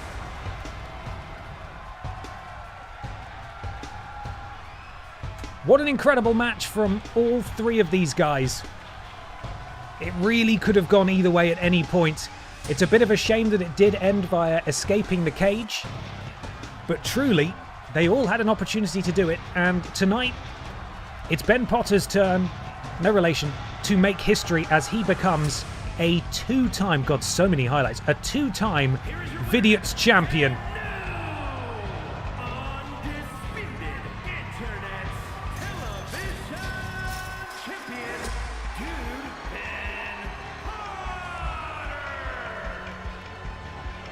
He's done it. 4-star, amazing. And we've got a big match to end night 1 of BENXT End of the Road. So prepare yourselves. Because the gender boundary crusher herself, Funky Barbara Pierce, defends her undisputed Pip Down Men's Championship against Simon Miller, the interim champion, Piss Jericho, the second ever champion, and the Red Thunder Man, the first ever Pip Down Men's Champion. That is our main event. Who knows who will carry the title into Season 2? I had really hoped that I'd be able to get through the next match and then go to the toilet, but I think I might need to go to the toilet now. So I'm going to go for a quick wee. Please don't go anywhere, and we will start our main event in probably about 45 seconds. That's my guess, 45 seconds. I will be right back.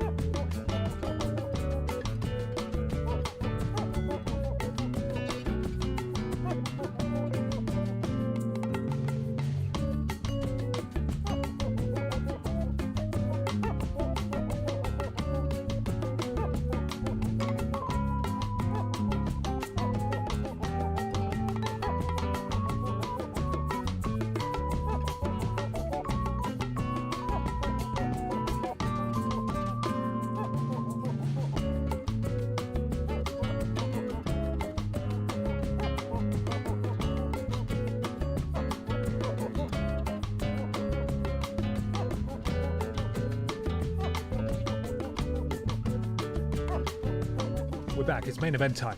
And I didn't get now, lost. Oh no, it's playing again. WWE Stop. No, 2K25 we've seen the sponsors. That's enough airtime for the sponsors. They've had that already. They don't get another. I wonder if Drinks Fairy is making Ben's drinks stronger so she gets a title match. I mean, her opportunity for a title match, sadly, has come and gone because the wheel didn't call her. Right, here we go. Predictions are now live. Red Thunderman Piss Jericho Simon Miller challenge Funky Barbara Piss for her undisputed Pip Down Men's Championship. That is your main event of night one, and we're going to do that now. That was roughly 1 minute and 18 seconds, Ben. Sorry.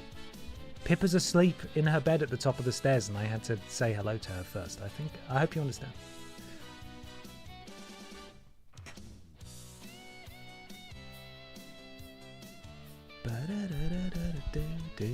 Now, when we get to night two, I will have to do some admin, because unfortunately I cannot create the matches in advance. I know which matches are happening, but I'm going to need to put them together first. First, though, main event. Let's get cracking on.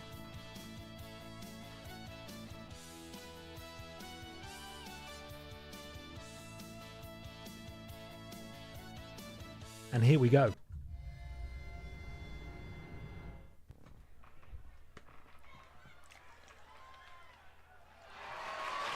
The following contest is a fatal four-way Extreme Rules match. Oh yeah, it's an Extreme Rules match. They can use weapons. Undisputed SmackDown Men's Championship.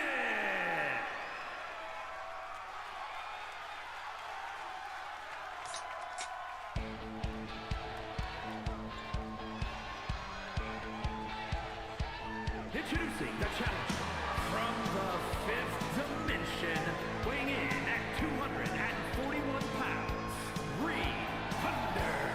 Man. He was the first ever Pip Down Men's Champion. He would then go on to set a record in the Little Kong Strong division, recently dethroned by Pippa the Cat. And tonight he could become the first ever Pip Down Men's Champion, or rather win his first ever undisputed Pip Down Men's Championship.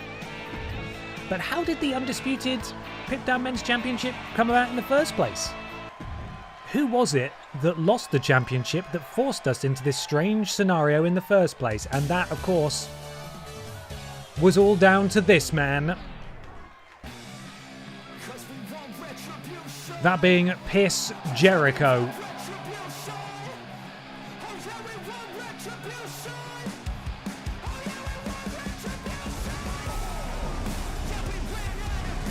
Piss Jericho losing the Pip Down Men's Championship to Funky Barbara Piss after she won the Festive Rumble.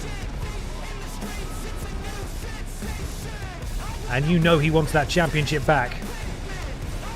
God, that's a lot of pyro, Piss. Have you got enough? That's enough. That's enough pyro. Stop it. Jeez, that's the whole budget gone. Christ alive. Why? But while we were sorting out the divisions and deciding what came next, this man won the Elimination Chamber match that we had to become the interim men's champion. He would then face Funky Barbara Piss to unify the titles, which resulted in the Undisputed Championship, which is being defended here tonight.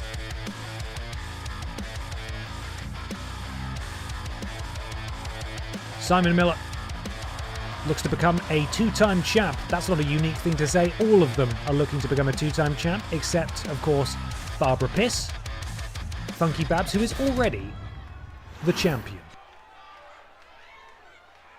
Salutes in the air. This is the last time in Season 1 that we are seeing the canonical WWE 2K25 Barbara. All being well, next week we create the canonical WWE 2K26 Barbara. This year we got Funky. Or rather, last year we got Funky. What are we going to get this year? It'll all be decided next Wednesday. Funky Barbara Piss is here. Undisputed Men's Championship in tow. Will she carry it through into next year's game? Next year's game? Sure. You know what I mean. Let's get this thing started. Main event time. Look at that ridiculous gold championship with the beautiful art designed and very kindly provided by Danji's Designs. Thank you, Danji, very much indeed. Red Thunder Man is here. Piss Jericho with the Forgive tattoo.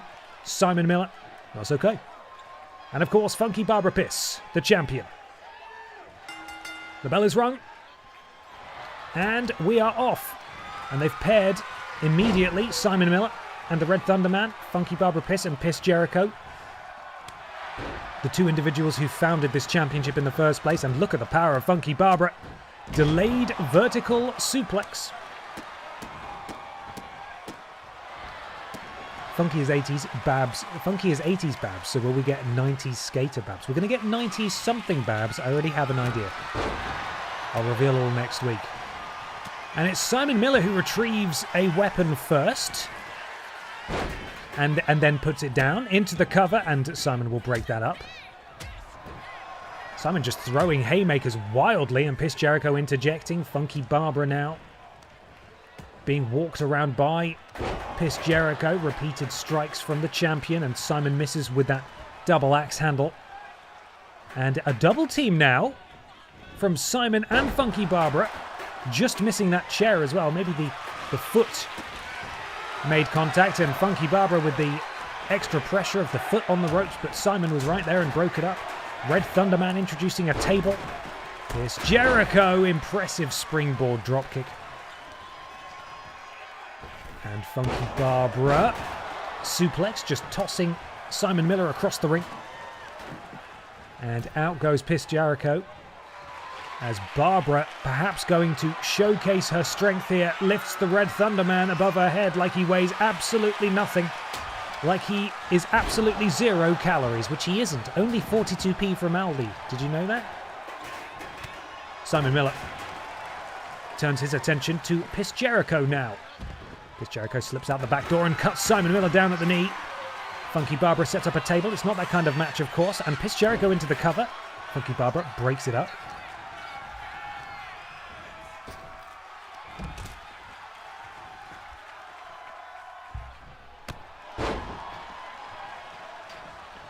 Funky Barbara off the ropes. Big splash. Simon Miller moves out the way on the outside. Red Thunder Man being thrown into those steel steps. Please say it's Grunge Barbara. It's not Grunge Barbara, but it is Barbara. Oh, you'll see. It'll all make sense next week. Oh, I believe oh no, and Funky Barbara's been put through a table. Of course, if this was a little Kong Strong match, we'd have a new champion, but that's not how this works. But she has been absolutely battered by that. That's awful. Oh, Piss Jericho gets nothing but a stomach full of table there. Miller with... Oh my goodness, Red Thunder Man flying on the outside. Miller lifting Piss Jericho up above his head and slamming him down. And now Red Thunder Man making Funky Barbara pay. Britpop Babs, Robocop Babs, Emo Babs, Babs 182. Count of one inside the ring. Simon Miller not nearly hurt enough yet as Funky Barbara lands that Alabama slam. Flush on the Red Thunder Man on the outside. Oh my god, it's another drink. I'm going to die. Thank you. Wow, I've got to show you this. I'm pacing myself. Please don't worry. It's got petals in it. Look. Wow. Isn't that a pretty drink? I'm going to put that over there and drink some more water, I think. Simon Miller, the only man standing in the ring.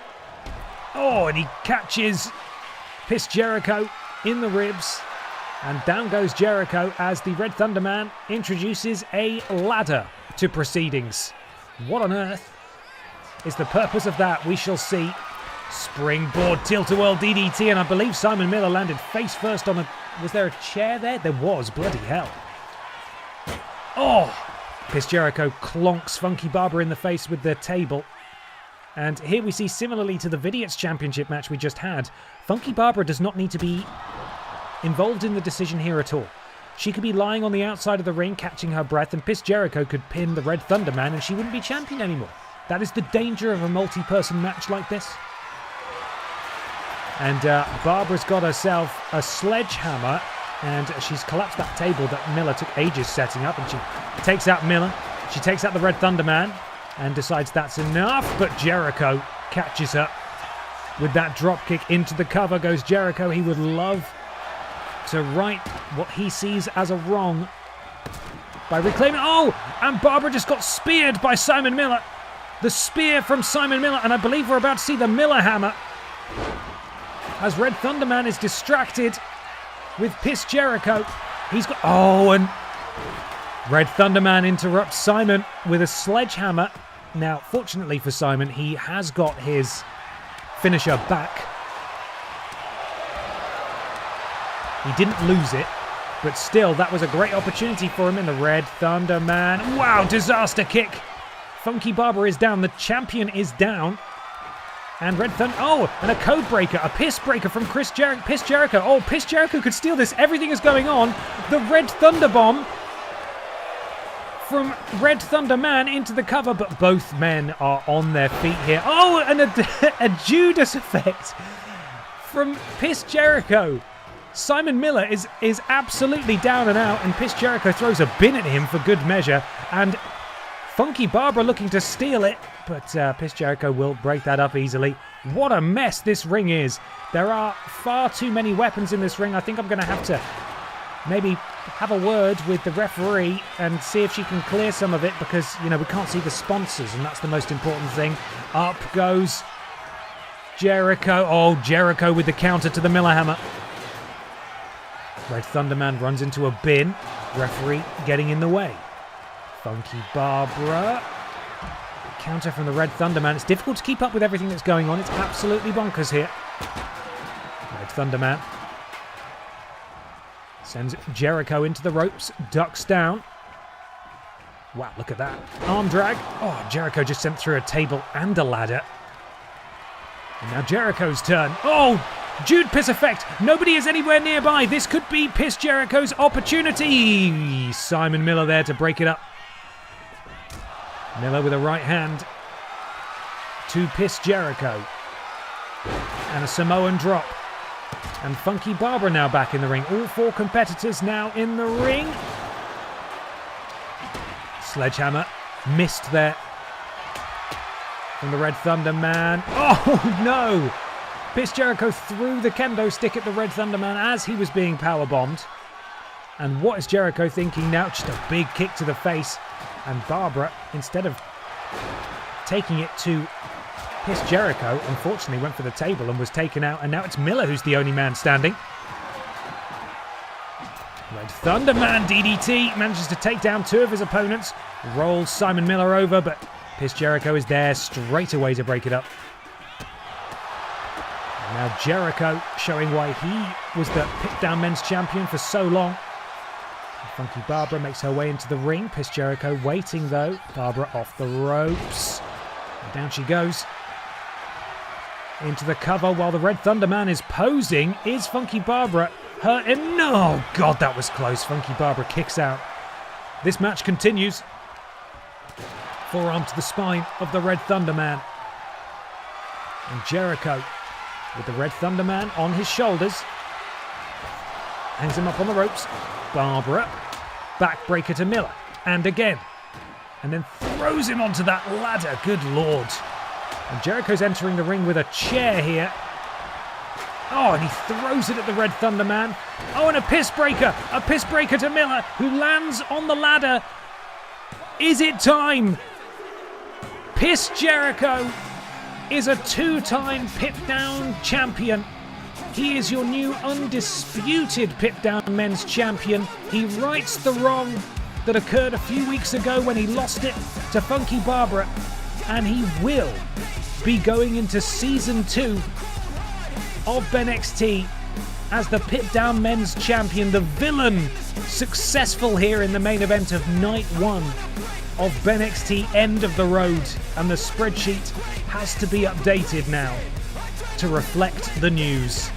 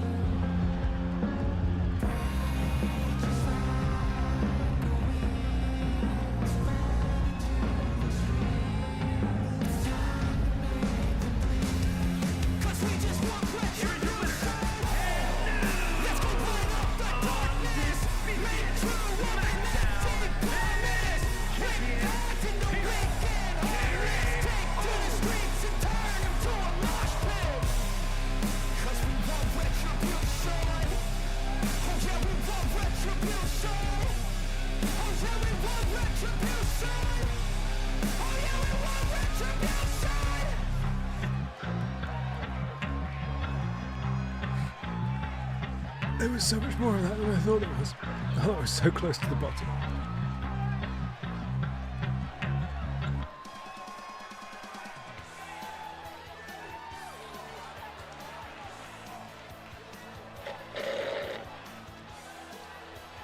Oh,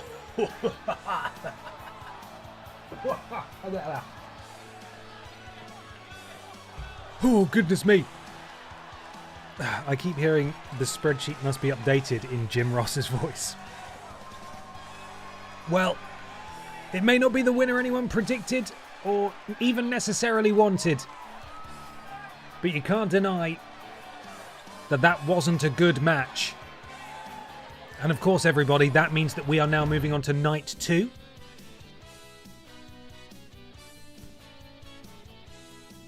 It is going to auto-generate night 2 for us, so I'm curious to see what it's got. But we're going to have to do some admin now, so get ready for admin.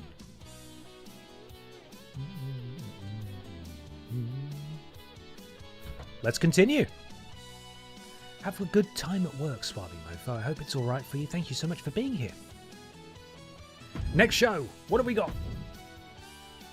BENXT, End of the Road, Night 2. We have been gifted Cat the Writer versus James Jenkins. Don't worry, they're getting a match. They are getting a match. Jill Sandwich versus Lord Brotovich with his buddies in his corner. Oh, Lord Brotovich, it's getting cut. I'm sorry. So cruel, isn't it? With your oldest rival as well. Sloane Spencer versus Shrek. EE Tim defends his wide championship against Dick Mychenko. Do you not have enough, Dick? Jeez Louise. Dick's already got the BENXT title. And in the main event, the Chevrolet Matiz. 1, 2, 3, 4, 5. 1, 2, 3, 4, 5. We actually need 6 matches, so this is not right at all. We're going to have to change this. Barb's just defended this championship against the Matiz, so that's not good. Right, we're going to have to make a change to this. Edit. Edit BENXT End of the Road. Number of matches cannot be edited while a PLE with multiple days is in progress. What? But it says 7. Number of matches 7. Why? Maybe when I go in and edit, it'll let me add a match. Yes, it will. Okay, that's fine. Well then. We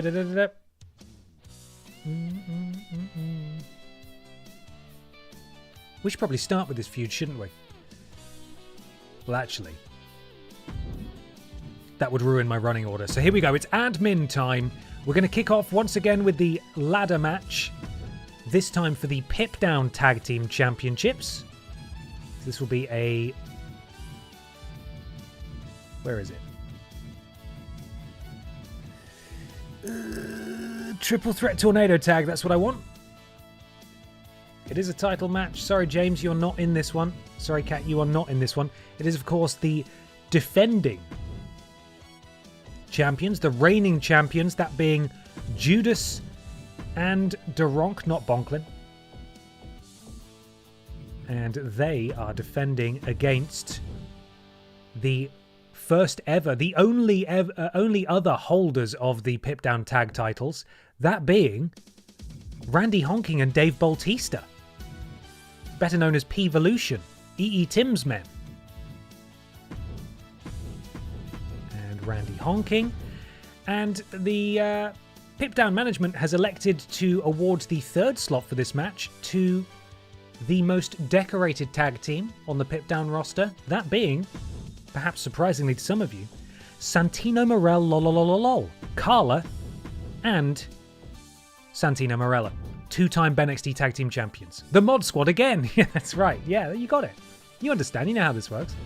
Basically, whatever you don't want to happen, that's what's going to happen. That's wrestling, baby. So that's our opening contest. And then, it's time for the wheel. I'm so sorry, Lord Brotovich. This feels so cruel to just to dangle that carrot and then take it away from you. 6-person battle royal. Of course, the current Aldi Red Thunder champion is record setter Emma the Bear, who is both the BENXT Women's Champion and the Aldi Red Thunder Champion. She is a double champ. And I believe she also made history last week by becoming a record-setting... Emma the Bear, where are you?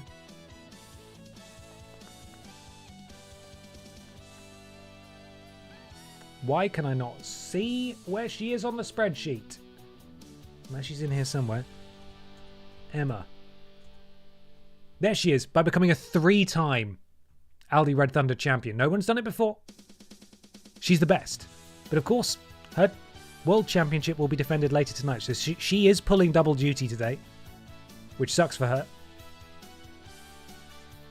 But that's the price of being a champion, I suppose. Why can I not find my running order? There it is. Okay, time for the wheel. Are you guys ready? Let's spin it.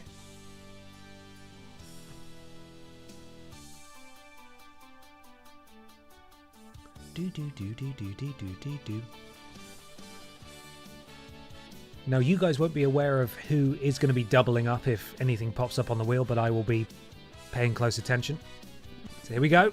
Who's being called forth first? Brian Butterfield is not in action tonight, so Brian enters the Aldi Red Thunder Championship match. Get in there, you beast. You sexy beast. Let's go. Next person.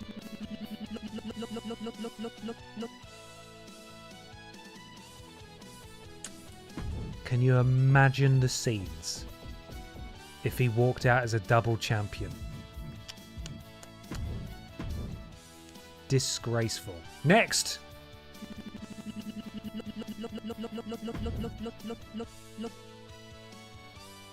Cat is wrestling tonight. We spin again.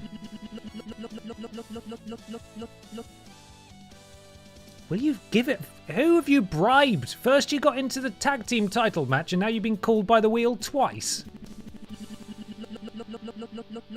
Corruption. Billy Ray Walrus. God, this is a decent wheel, isn't it? We're getting all the big hitters out here. 4 wins and 20 losses. Next.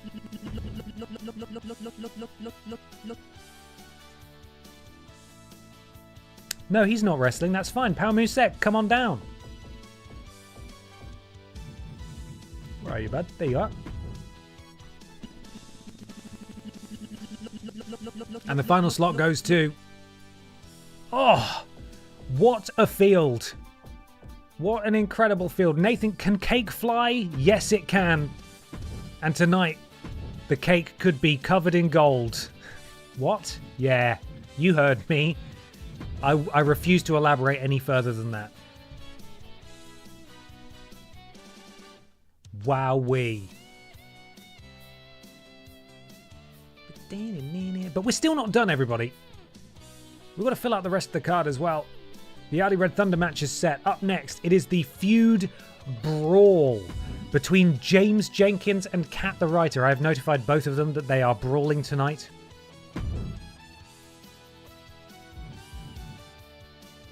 But where are we going to have them fight? That's the question.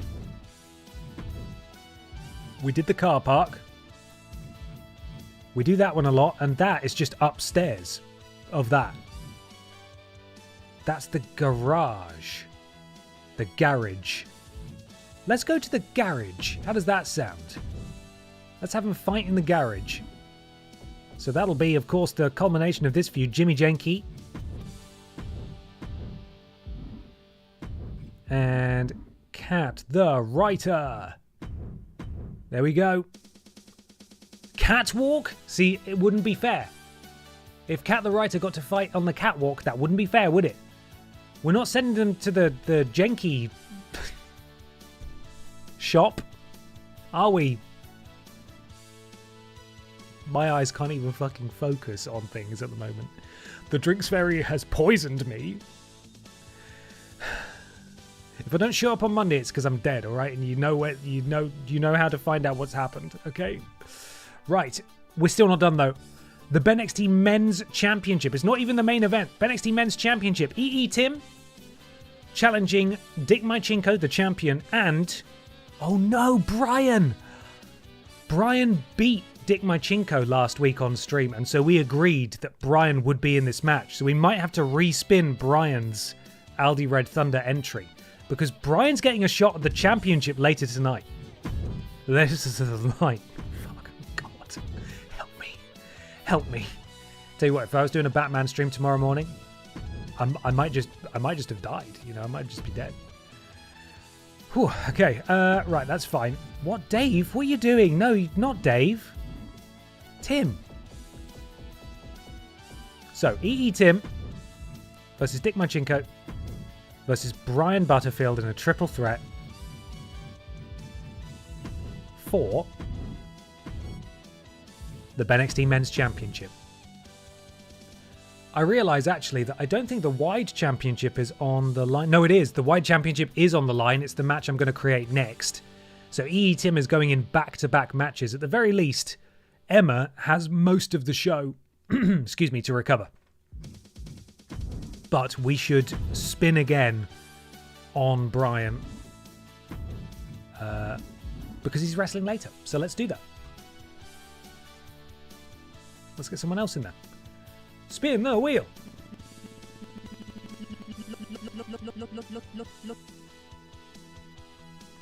Again, what's going on here? Stop it. Stop that.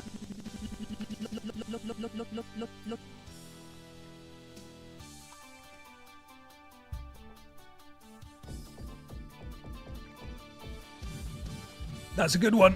We'll take that one. We'll take that one. Thank you very much. Shrek has replaced Brian Butterfield there. Are the managers in the right spot? Look like they were on Brian's side there. Okay, I'll double check. Thank you. Edit match, customize participants. Yes, you're correct. For some reason, Brian has got EE Tim's men. I'm not entirely sure why. Oh, fucking go. Stop. Okay, right. Well, they're gone now. Brian Butterfield, confirm. Tim, go on, buddy. You get a couple of managers with you because you've got friends. These guys don't have friends. Triple flush. There we go. And BENXT. There we go. Thank you, Lord Brotovich, for bringing that to my attention. Sorry again that I cut your match. That was terribly rude of me. The penultimate match of the night will be for the Wide Championship. No rest for the wicked for poor old Tim. We go straight into a no-holds-barred match between the very best that the Wide division has had to offer. And that will take the form of a fatal four-way. Tim, defending his championship, going alone, against former Wide champion, representing the Undisputed Era, the Royal Rumble Iron Man himself, Seth Pissin Rollins. One of the first ever Wide champions. You can live vicariously through him, Lord Brotovich. He's part of the German faction, Brot Means Bread. That is, of course, Chab, Cannon-Headed Appleboy. And he's just lost his championship, but he could win another. It is Mikey. No, not you. Not Jugson. Mikey Johnson. Wide championship selected. There we go. And now all that remains is to add the main event. Can I come out as the manager then? Yeah, you know what? Yes, you can. You absolutely can.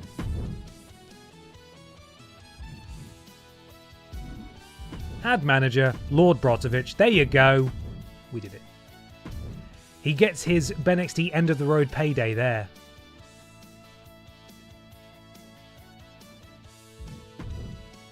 Right, main event. The BENXT Women's Championship. The two greatest BENXT Women's Champions of all time go one-on-one for the title in an underground match. Knockout victory match.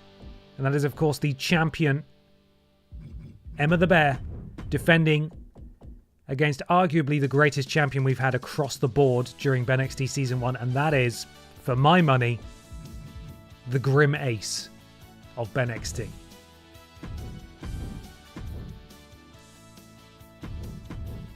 There we go. And that is our card for Night 2.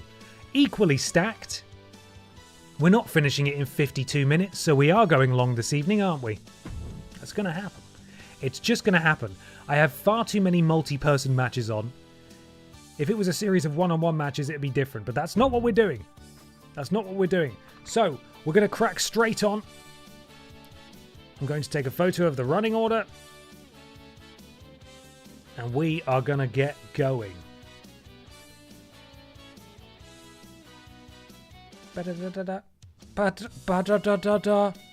First up, it is the triple threat ladder match for the Pip Down tag team titles. Duronk and Judas defending against P-Volution and Santino Morel. Lol. Let's get it loading. And then let's get started. It could be a sleepover stream. We're going until we're finished. I'm staring at the absolutely gorgeous drink that the Drinks Fairy has made for me. And I am going to drink water for a bit. And then I'll tackle that. I bet it's delicious then. I bet it's really delicious.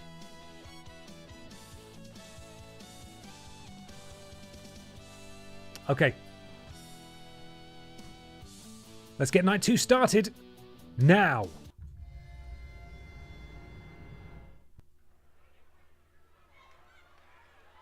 Predictions live.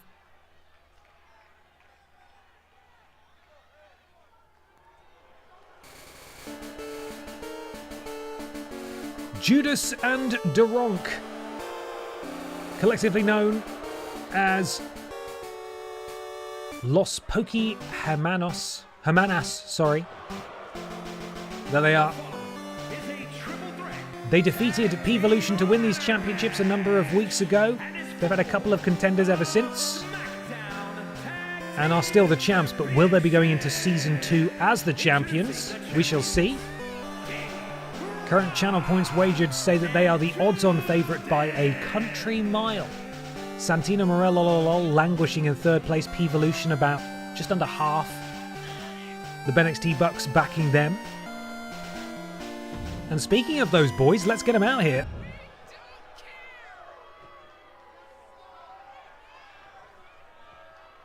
E.E. Tim's boys.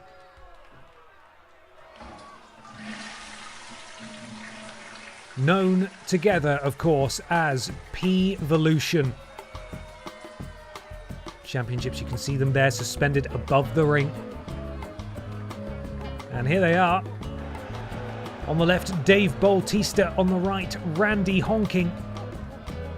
The inaugural Pip Down Men's Tag Team Champions. They held those belts for weeks and weeks and weeks. Falling at the hands and the talons of Judas and Duronk. Never got their rematch.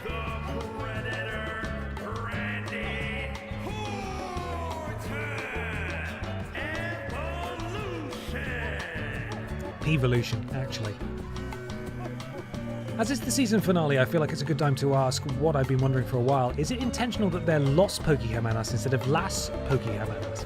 Well, that's probably down to a complete misunderstanding of the Spanish language on my part. Is Las the feminine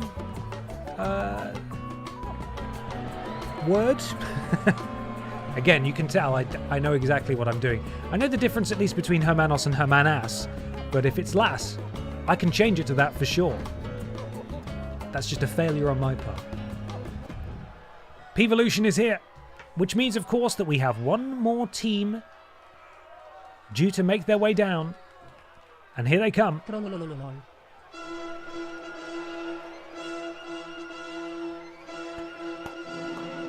Dum, dum, dum. Los is masculine, Las is feminine. Thank you. I will make a note. It's not a joke. I just fucked it up.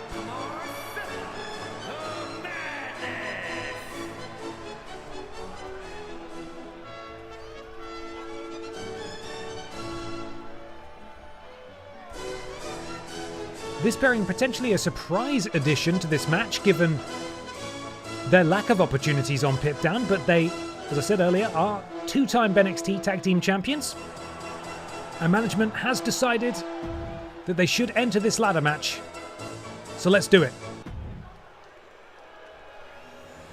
And there are those Pip Down Tag Team Championships. Could we crown a third set of champions here tonight? Or will it be a retention? Or will P-Volution become two-time champions? Carla is ready. Santino is ready. And here we go. You can definitely see that the men from P-Volution have the size advantage in this one, I would say, quite easily. And Randy honking in the ring. Counter from Santino. Oh, DDT from Carla on the outside. Carla had a bit of a feud recently for the Women's Championship here on Pip Down. Unfortunately, unsuccessful. And Carla retrieves a chair on the outside as Judas goes after Randy honking. Dave Bautista tackles Santino. Morello. Big slap and an elbow and more strikes from Dave, but Santino with the counter and a counter back. And Judas sent into the ropes. Wow, look at Judas fly in the ring net. While we're at it, did you know that Brot is German for bread? You're pulling my leg. Surely you jest. Dave Bautista introduces a ladder. And, uh-oh. Not on the ladder, Dave, not on the ladder. Oh, he walks forward a bit. Where's he going? Oh, it gives Santino plenty of time to fight out of that. Carla rolls Duronk back into the ring. And then throws her straight back out of the ring. And there goes... Oh, both members of P-Volution. Judas follows suit. Santino is all alone in there. But he's not taking advantage. He's just sort of wandering around. Now he picks up a ladder. And what a win this would be for Santino Morello. What a return to form for these guys. And Santino starts to climb the ladder. Judas has spotted it. She makes a beeline for the ring. Santino has the Cobra. Oh, my goodness me. That's a long fall. Did you know that bread is English for brot? You guys are blowing my mind. Stop, will you? I can only learn so much.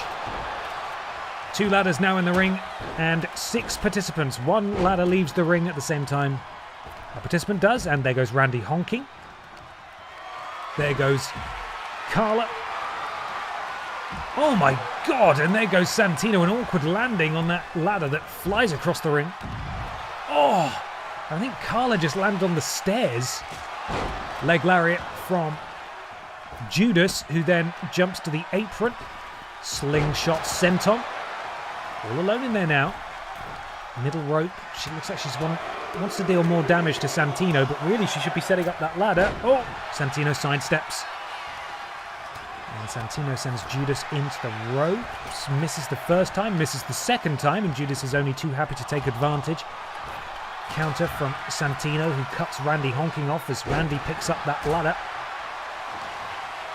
Ben, do you know bread? Good, isn't it?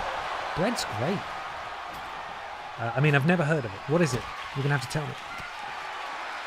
A table's been set up on the outside. Not that kind of match, of course, but real damage will be done to anyone who ends up going through it as Judas leaps to the outside, potentially going to check on Duronk. No, of course. No, she's not. She's retrieving a table, which she's slid into the ring. Oh, Carla. Oh, my God. Code Red onto the ladder on the outside. Santino picks up the table as 2 ladders are slid into the ring by both members of Las Pokémonas. Las Pokémonas. One half sends Dave to the outside and follows suit. Did you know that Korean character is Korean for bread? I didn't. Judas looking to get Duronk out of there. Sorry, Randy honking Duronk out of there. It appeared that Carla was desperately trying to set up a ladder there, but that has been interrupted. All this talk of bread, I'm going to have to make a cheese sandwich. That sounds lovely. Can you make me one as well, please? Would you mind? Really go for a cheese sandwich right now. Carla. Oh, facebuster, flatliner, sorry. From Judas, and Carla again tries to pick up a ladder as her tag team partner confusingly picks up a table. Once again, Duronk sets up a ladder in the corner. That's not how this game works. It's not really how you're going to retrieve those titles. They are stuck up there until someone goes to get them. Randy Honking once again sent to the outside, and now the only 2 people in the ring, 3 now, are Dave, who hurls himself at Judas and misses. Judas and Carla. Into the corner goes Dave. Dave lifted to the top rope by Duronk, who's looking to do something here. What on earth is it? Oh my god, it's a massive facebuster from the top rope. And Randy Honking takes down Carla. Judas again prioritizes the table, knocks down Randy Honking with it. Set up the ladder. What are you doing? Judas is here.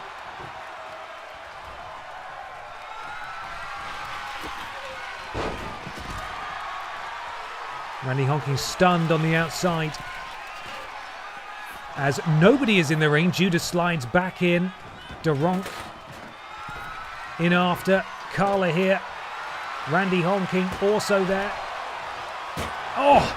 Oh no, and down goes the ladder again. I was going to say what a masterstroke this was from Duronk, playing enforcer, knocking down the other participants in the ring, but unfortunately the ladder fell with it. Put that fucking table down. This isn't a tables match. Stop. Good God. Oh. Carla just driven face first, and that is not where the ladder needs to go at all. Hi, Dead-Eye Minis. How are you? Hope End of the Road hasn't been going so. Hope End of the Road has been going well so far, and isn't another gravy bay to finish this season of BENXT. No, it's been brilliant so far, if I do say so myself. Good matches. This match could go for another 40 minutes, so hopefully they work it out between them soon. Oh! Duronk topples Carla on the outside. 5 of the 6 participants in here now. There goes Duronk. Both members of P-Volution follow her. Dave goes back in. Someone needs to set up the ladder. Why is nobody doing it? Santino and Dave just sort of looking at each other? That's weird. Dave, just throw him through the table. Throw him through the table. Still a ladder. Still a ladder just hanging out there for no reason. Incredible maneuver from Carla on the outside, but oh god, a spinning back fist from Judas will make short work of Carla.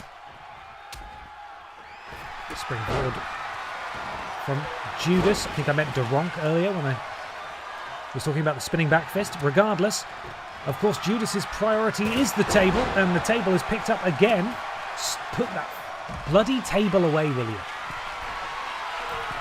The top rope is Duronk. What's Duronk looking to do? Duronk, forearm from the top rope, and Carla's found herself a chair. Please set up a ladder, please. What's going on? Side Russian leg sweep from Duronk. Takes out Dave Bautista. DDT on the outside to Judas from Carla. Santino, arm breaker. Carla is the only person in this match who knows how to pick up a ladder and set it up, but she let go immediately because Randy Honking was arriving. She does a backflip off the chest of Randy and then manages to catch him with those. Oh, and Santino has set up a ladder, and Carla's going to start to climb. This is the moment that Santino Morello desperately need. They're all trying to work out how to stop her, but no one seemed to have worked it out. Carla has gone to the top, though. Carla has removed herself from the top, and she's climbing back down. What's she doing? My God, she's squandered a perfect opportunity to try and grab those belts, and Dave's taken the ladder down. And he set it back up again. And now it's Dave Bautista of P-Volution who climbs the ladder. Carla is there to intercept. She will not let this stand, or indeed climb. And Carla drags Dave down by his trunks. Duronk runs round the ladder, looking to interject herself here. Please don't knock the ladder down. Duronk slowly starts the climb to grab that title.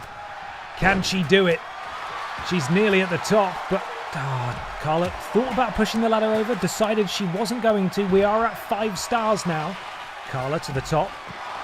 And Randy Honking is obviously just going to push it over and ruin it, and we're going to be here all night watching a ladder match. And Santino using the Cobra to choke the life out of Randy honking. Dave gets in, Dave gets out. Daronk is back in here. Knee strike to Carla. Boot to the midsection of Santino.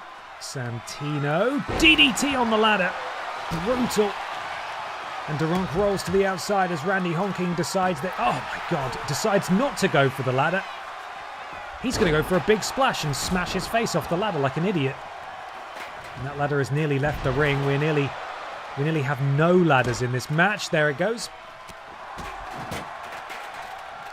I'm never going to go to bed. I'm never going to go to bed. I'm going to be here all night. It's just not going to stop, is it?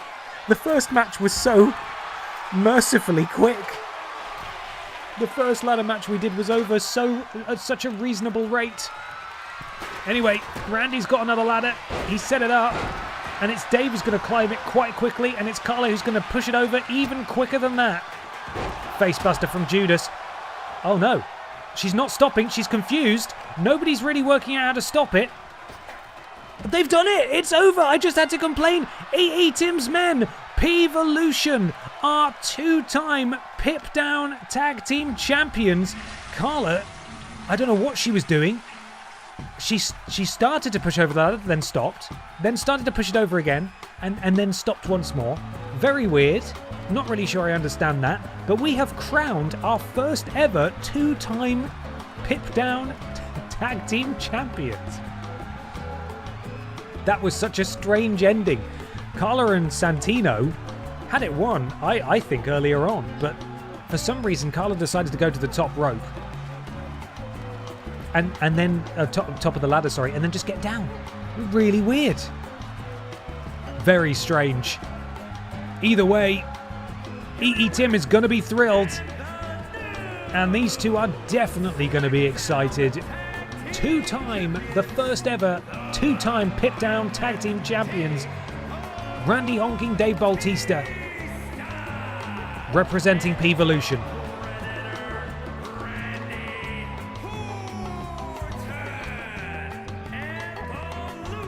Still going. Their introduction was so long that it overran the ending cinematic. They did it. They did it. Maybe Carla had some BENXT bucks on P-Volution? Possibly. Insider trading. Dave is just too heavy for her to push over. That's also an option. That could well be it. Well, mercifully, we now move on to the second match, which will also probably be quite a girthy one. And that is the Aldi Red Thunder Championship. Emma the Bear, the double champion, defends against Billy Ray Walrus, Shrek, Mr. Black, Pal Musek, and Nathan Cake. That match is next. I'm going to crack on. The Drinks Fairy has brought me a cheese sandwich. So, excuse me, while I play these intros and eat a cheese sandwich. Let's get loading. Lots of big boys in this one. That's a lot of meat slapping meat. That's right. Certainly is.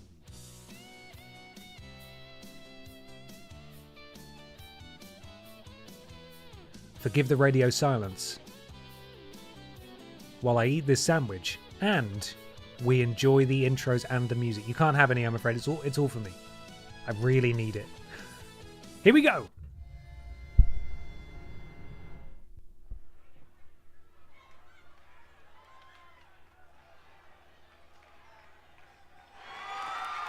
The following contest is scheduled for one fall and is for the All-Star Ring Total Championship. Got mayonnaise in it. That's nice. Probably could have been a better husband, but that's not what makes me mad. England, weighing in at 326 That's my pounds, lady, Billy Walter. Ray Could have been better to my daughter. No doubt, could have been a better dad. It makes me feel mad. It makes me feel sad.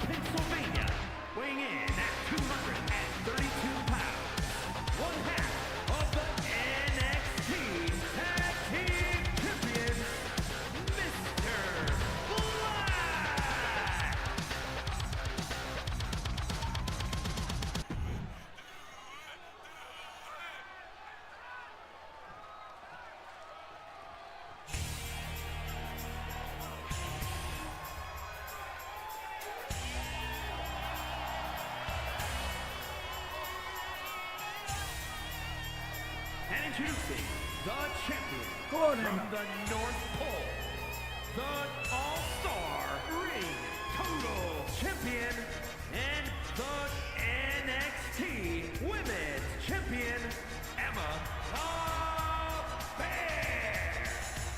Emma 2 belts. Look at her go.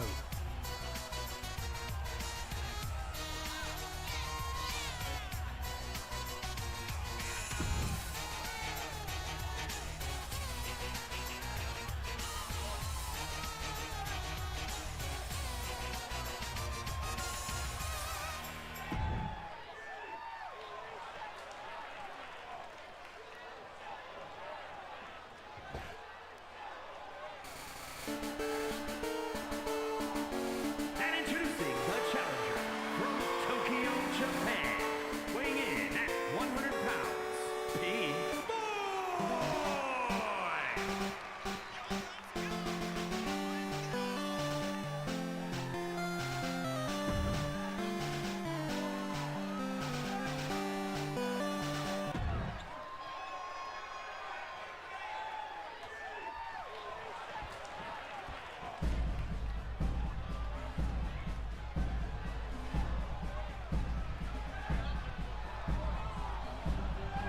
And introducing the challenger from Boston, Massachusetts, weighing in at 109 pounds, Nathan Case.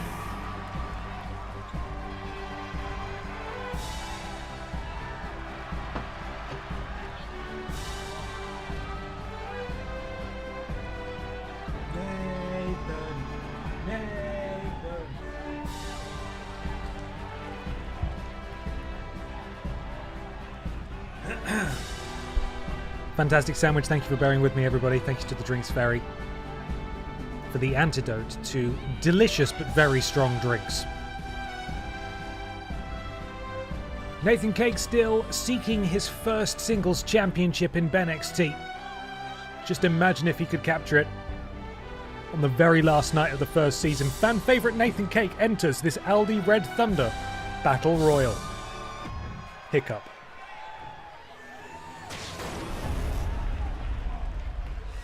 Watch out for the splat. There it is. And here we go. You know the rules by now, but I'll repeat them just in case.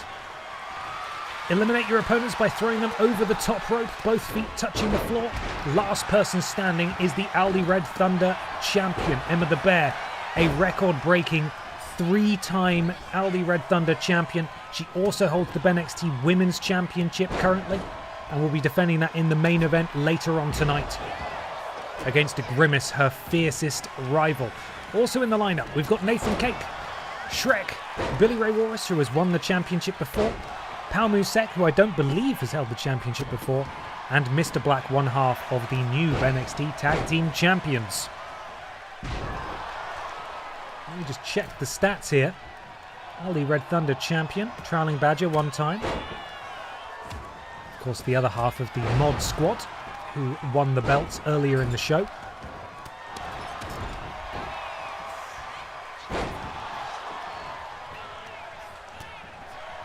Billy Ray Walrus winning tonight would mean that he would equal the record that has just been set by Emma. He would be winning his 3rd championship. That being the Aldi Red Thunder, of course. Shrek, the big back body drop there. To Nathan Cake. Pao Musek up to the top rope. Drops Shrek with a double axe handle. Billy Ray Walrus in the corner there. Misses with the shoulder tackle. Emma the Bear, the champion, only too happy to pick him back to his feet and potentially look for an elimination here is Mr. Black, who comes out of this weekend already full of sunshine because he's won a championship. Could well walk out of this BENXT End of the Road Super Show 2-night extravaganza Season 1 finale as a double champion as he works with Billy Ray Walrus to attempt to eliminate the Aldi Red Thunder champion, but Emma the Bear has too much left in the tank for that to work. Mr. Black, suplex position by Shrek, delayed vertical suplex, Shrek showing off his power, just walking around with the tag champ held aloft and down he drops him. I never noticed how similar Nathan Cake and Shrek dress. It's fashion, isn't it, I suppose? Billy Ray Walrus sent face first into the turnbuckle. Shrek going after his fashion rival here and dumping Nathan Cake down.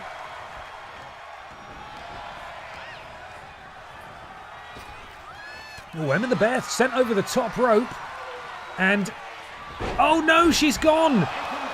In a huge shock, Pal Musek has eliminated the Aldi Red Thunder champion first.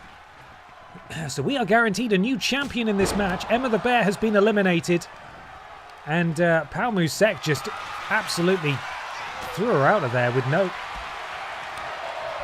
grace or dignity at all. Emma the Bear has been eliminated. We're down to 5 now. Hello, CCVVBBNNNNT. That's an interesting username. Hope you're well. Shrek. Arm drag by Pal Musek. Misses with that kick. Oh, and a super forearm there from Mr. Black. And Mr. Black going for the elimination now on Billy Ray Walrus. He has him up. But can he get him over the top rope? Nathan Cake planted. Which logo was that on top of? I'm probably overdue doing some promotion for whichever sponsor that was, of course. Electric chair drop from Billy Ray Walrus. Down goes Mr. Black. Pal Musek sends Nathan Cake over the top rope. Does his bloodlust know any limits whatsoever? Pal Musek. Nathan Cake sent into the corner. Mr. Black actually sort of saving Nathan Cake there. Pal Musek unable to get to him to go for the elimination. Running power slam from Shrek to Mr. Black. Side Russian leg sweep from Pal Musek to Nathan Cake. And now Pal Musek sends Mr. Black straight over the top rope. That is 2 eliminations for Pal Musek. Mr. Black, unfortunately, will not be a double champion tonight. But still, walking out any kind of champion is a big success. And now Nathan Cake looking to eliminate Shrek. Pal Musek officially the most dangerous man in this match so far. Oh, Shrek muscled over, but he's hanging on. Nathan Cake following up, trying to force him off the apron, but Shrek powering back into the ring. We've got 4 people left now. Billy Ray. Whoa, no, there goes Shrek. Nathan Cake gets an elimination. 3 people remain. Nathan ducks out the way of Pal Musek. Pal Musek catches him on the rebound, though. Nathan Cake. This is his takedown from Pal Musek. And really, it appears that Pal Musek has come in here possessed by some sort of demon. Oh, God, lucky for Nathan. He avoided that one. Pal Musek could have got a 3rd elimination in this match. Billy Ray Walrus just watching on as Nathan Cake desperately clings on in this match. And Nathan Cake forcing him away. Forearm to the spine. Billy Ray sent over the top rope. Nathan Cake with a big right hand. Now trying to force him off the apron. Oh, and there goes Billy Ray. We are down to 2. It's either going to be Pal Musek or Nathan Cake. Nathan Cake with the counter. Nathan Cake has a signature. Pal Musek has a finisher. If Nathan Cake is groggy on the rope, it's an instant elimination in favour of Pal Musek. And I think that's exactly what Pal Musek is going to go for here. I think he's got him exactly where he wants him. Super kick sends Nathan Cake over the top rope, and that means that Pal Musek is your new Aldi Red Thunder champion. We've got a new one. Nathan Cake got right to the end, but unfortunately for him, Pal Musek played an absolute blinder in this match. 3 eliminations, and if you've got a finisher stored, you can get an instant elimination. That's exactly what happened. Impressive performance for Pal Musek, who will be going into Season 2 as the Aldi Red Thunder champion. Let me just double check. I don't think he's won it before. No, he's not. This is his first singles championship win. A congratulations are in order for Pal Musek. It's a me, Morg. How you doing? I'm well, thank you. Thanks so much for stopping in. Let me update the spreadsheet.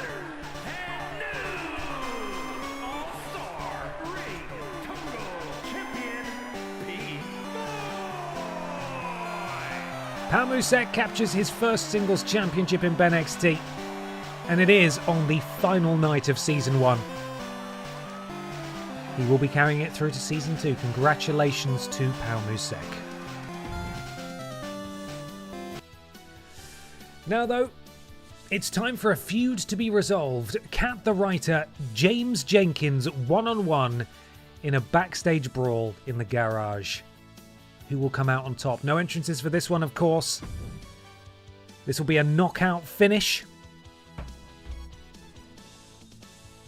The story of this one, of course, is that James Jenkins ruined Kat the Writer's Aldi Red Thunder Championship reign, not only by beating her for the title, but by eliminating her in that Battle Royal. And then James successfully defended the championship the following week in a Battle Royal and eliminated Kat again. Ever since, they've been at each other's throats, and now it's time to conclude this thing. So let's do it. Backstage we go. Knockout finish. Kat versus James. And that's not really fair. Kat was still stretching when James immediately got the sort of sucker punch there. And again, we've got that devastating concrete floor.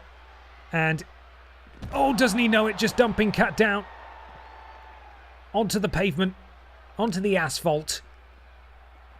And James walking Kat over to this car. What is he thinking? Kat sees it coming, able to power out. And Kat sizing up Jenkins. You have to imagine that she's been thinking about this retribution for weeks now. Oh, God, the thuds looking to inflict all manner of pain on Jimmy Jenke. And remember, these two are technically still in a tag team together. I don't know if... Oh, no! Face first into the concrete. I don't know if that's going to last, quite frankly, after the conclusion of this match, but we shall see as Kat has retrieved herself a stop sign. And she's just... Oh, no! James walked straight into that one.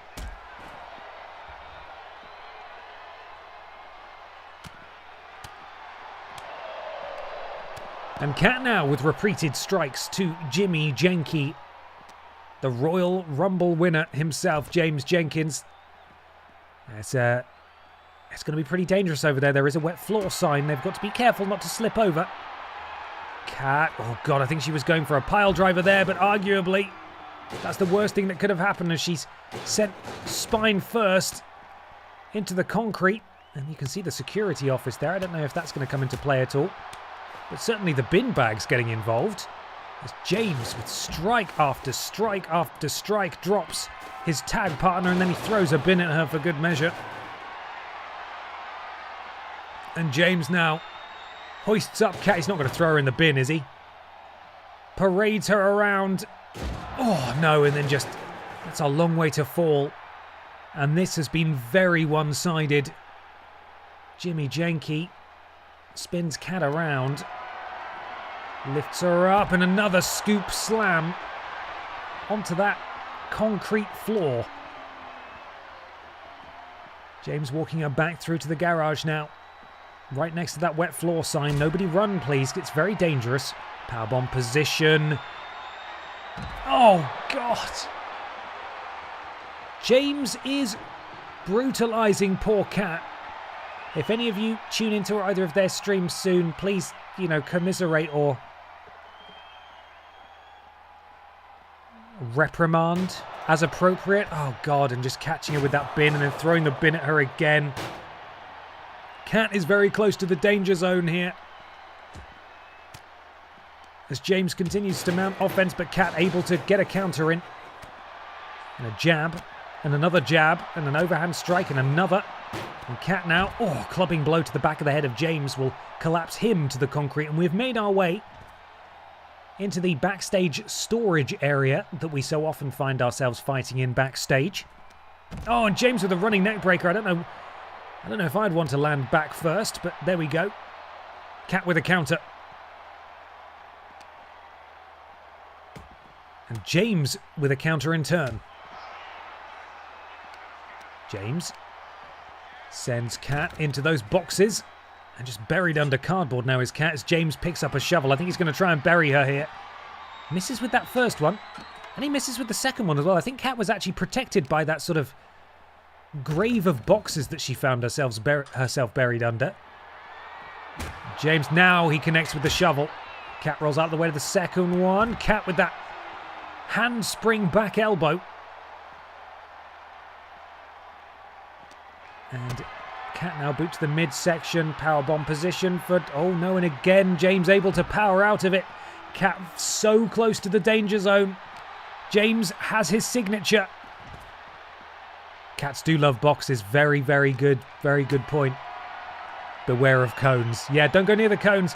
And she's gone for that for a third time, and James again powers out. I don't know if she's ever going to get that pile driver, but James is probably going to get all of this power bomb. Oh my god. Fortunately, there is a shovel to cushion her blow. Cushion? Question mark. And up onto the shoulders, and down she goes, and Kat is officially in the danger zone now. James has a finisher. Kat, though, still got some life left in her. Taking it to James. DDT to James. And Kat now has a signature and a finisher. I don't know where that's come from. Kat with James up on her shoulders. James slithers out.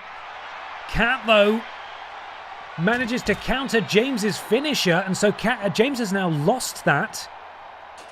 And momentum could be swinging straight in Kat's favour here. Oh my god, massive DDT. You heard the clunk. Kat now has two finishers. Kat could turn this thing right around if she's able to just stay on top and capitalise. She grabs a chair. James rolls out of the way of the second one. Kat, though, spinning all the way around, and down goes James. Kat, could she be going for her finisher now? No, she sends James across the outside. She jumps on those boxes. Oh, and a big splash. And it's James now who's in trouble. Could Kat get the retribution she's been searching for weeks? She's marching James somewhere. It's an awful long way to go. She spins him around. Super kick to the midsection. Ducks down. Uh-oh, James in trouble. James is in the danger zone now. And I think Kat could be about to hit a second one. But no, James with the counter. James has stolen Kat's finisher now. James has two finishers. Spins around, up and down goes Kat. Kat not quite in the danger zone, but it's James who has a signature and a finisher. Momentum has swung complete 180 here. And James trudging towards that lift. Uh-oh. James could be going up to the catwalk. And that is where Kat is going to be most powerful. I don't know if James has thought this through properly. James has now made his way up to the catwalk. Kat's making her way up to the catwalk as well. She climbs the ladder on top of the roof of the security office and then pulls herself up. We have officially taken the fight to the catwalk. And I don't know if James really knows what he's in for here. He's posing with a double bicep pose as Kat DDTs him on top of the catwalk. Stamped to the shoulder blade of Jimmy Jenke on the catwalk. Could Kat win this thing on the catwalk? We shall see. It's James who holds all the cards, though. James has a signature and a finisher. And James with the counter. This really could be insults to injury for Kat. Imagine if James was able to secure the victory on the catwalk.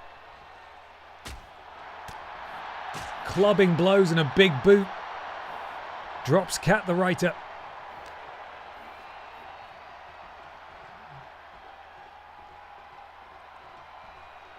And James trying to walk an awfully long way with Kat.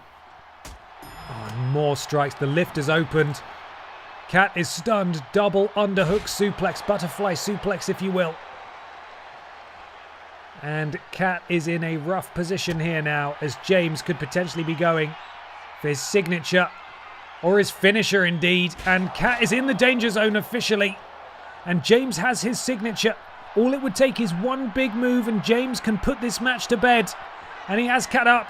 And down she goes. And it is a victory for Jimmy Jenke on the catwalk. Insult to injury indeed. I bet for a brief moment there, Kat had really hoped that when James strayed into her home turf that she'd be able to turn this thing around. But unfortunately, Jimmy Jenke just wanted to win it in a place that would hurt the most. And surely this tag team is in tatters now. Will there be any kind of alliance between these two in BENXT Season 2? For my money, I'd say no. James securing the victory in this feud. But at what cost? At what cost?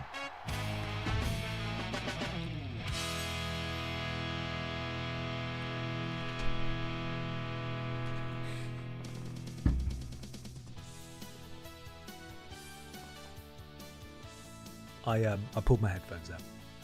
It's fine. The cheese sandwich has worked wonders. I feel better now. We are entering the BENXT Men's Championship match now.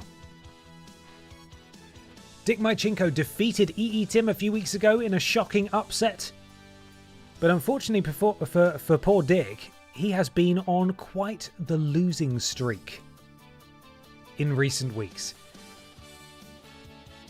Most emphatically, in a match against Brian Butterfield. Entrances are off, thank you. Entrances are now back on. Brian Butterfield absolutely destroyed Demo Dick a few weeks ago, which is why he has been added to this match. Could Brian become a world champion tonight? EE Tim and Brian Butterfield challenge Dick Mychenko for the BENXT Men's Championship next.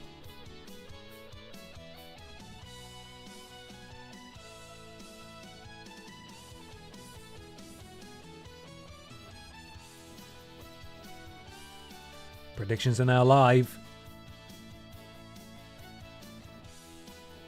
Let's get going.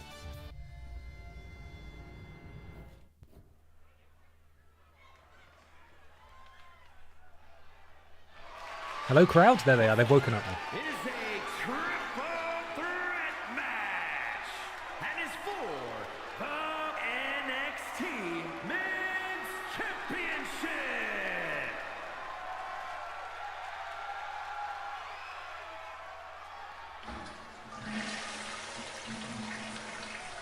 First out is the former champion, flanked by his P-Volution stablemates. Of course, that is EE Tim, the current wide champion.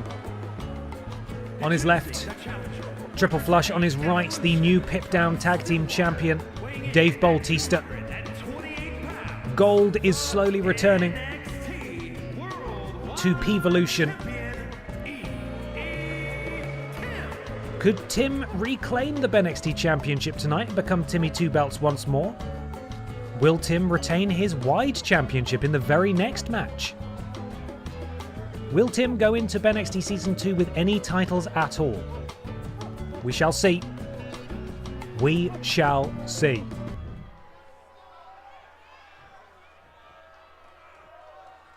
This was me, Brian Butterfield. Turn it up loud and sing along. Starting my diet plan.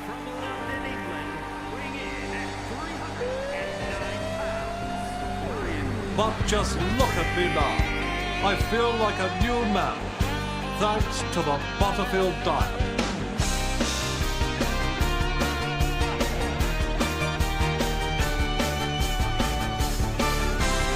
Pilsner, birthday pie, pints of cream, pork cylinders, potato grid, artificial bacon, large mat, sandwich casserole, chocolate quail's egg, garlic pudding, fluffy ruff, hoisin crispy pasta pillow, bonbon bonbon, quiches Lorraine.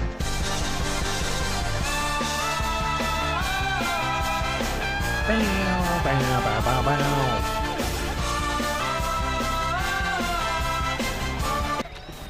Big Brian is ready for war, but let's get a look at the champion.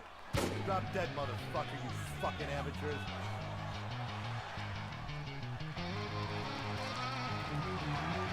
Chew on this, fuckhead. Demo Dick is here. Poor run of form notwithstanding. Can he cling to power heading into Season 2? He is, I think, one of only a couple of men who have held that championship twice. No. Brian Michael Bendis has held it twice. Dick Mychenko is on his record-setting third reign with the title. We broke a lot of records recently. Three-time champion Dick Mychenko. A win here tonight for Brian Butterfield would put him on the board, of course, and a win here for EE Tim would make him a two-time champ. David, sleep well. Thank you for the bits and thank you for staying up. You look after yourself.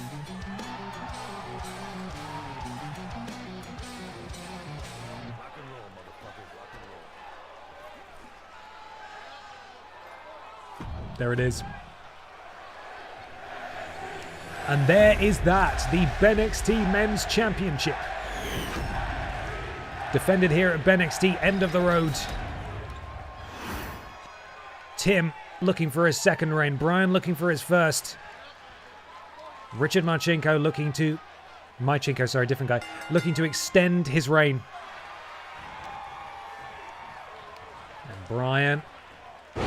Sidewalk slam to EE Tim. He wants to assert himself in this match. You see of course, the roster, the faction members, friends, if you will, of EE Tim lurking at ringside could potentially get involved. But we shall see.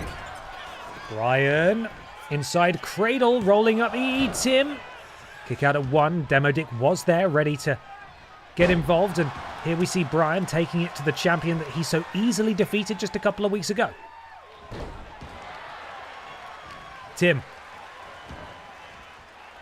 Oh, look at the power of Brian. Friend of EE Tim sounds like a euphemism for something. For being a really cool friend. That's what it means. Champion sent into the corner. Tim sends Brian into the other corner. Running European uppercut from Tim. And Demo Dick now goes after the man he's been feuding with for the past few weeks. Basically threw him at Brian there, and a springboard moonsault, but Brian's back in the ring. And another inside cradle from Brian Butterfield. Imagine if he was able to steal the victory like that. Tim rolling to the outside to catch his breath. Now he's back inside, drops Brian. Tim.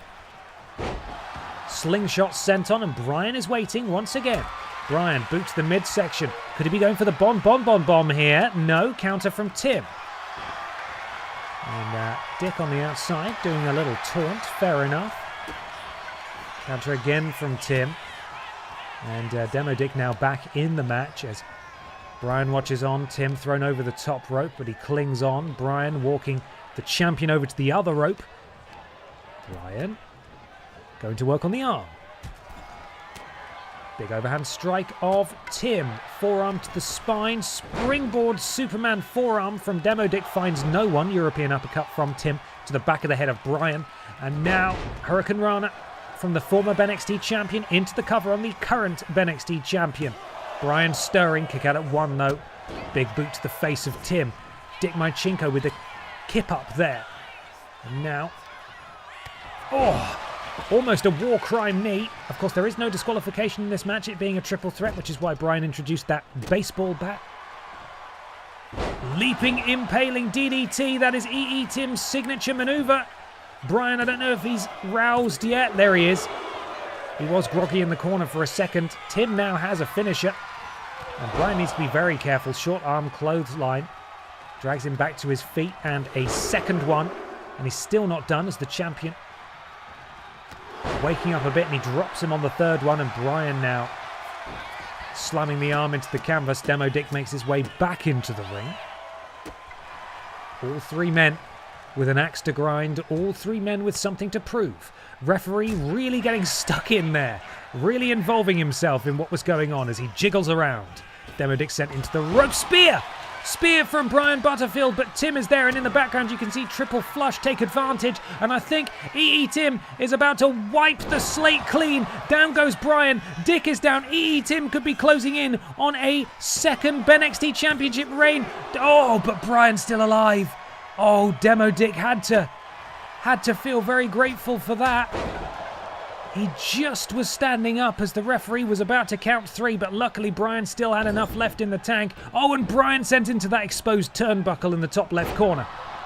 And EE Tim with a running neck breaker, and he picks up the bat now. And Tim punishing Brian. Brian does roll out the way of the second one. Uh-oh, but Brian could be going for the bomb. Could it be Brian's moment? While Demo Dick is outside the ring.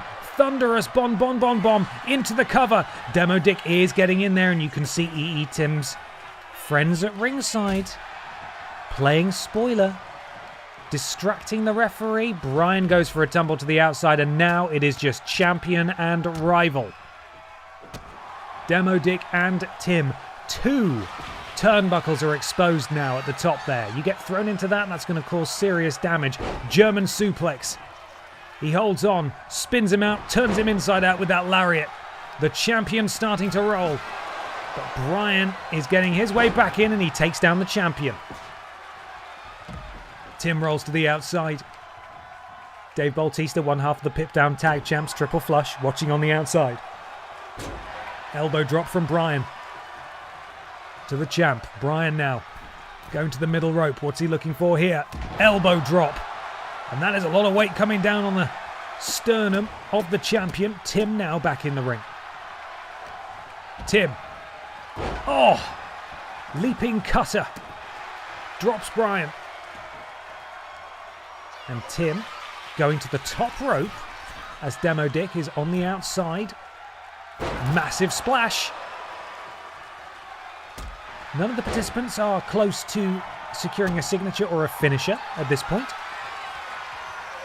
And Bryan wrenching back on the neck of EE Tim. Demo Dick will stop that, and then he clobbers Bryan, which sent him tumbling to the canvas. Baseball bat to the, I think that was the bum of EE Tim into the cover. Referee right there. Bryan will break it up.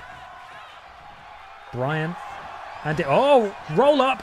Roll up. Bryan's going to want to break this one up, and I believe Bryan just earned himself a finisher there. Demo Dick has earned himself a finisher too.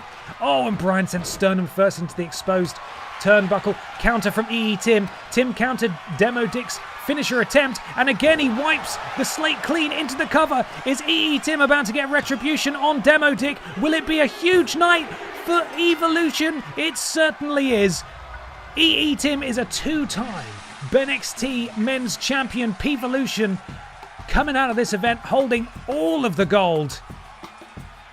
EE Tim picked his spot. Bryan sent into that turnbuckle at just the right time. And EE Tim countered Demo Dick's finisher and then was immediately able to hit his own. Let's see if we can see this again here, the closing moments. This is it. That was the counter of the finisher of Demo Dick, and then immediately he goes in for his. Wipes the slate clean. Into the cover. Bryan still recovering from the exposed turnbuckle. You cannot say that the P-Volution members at ringside did not help. But he has recaptured his championship. And he is BENXT champion once again.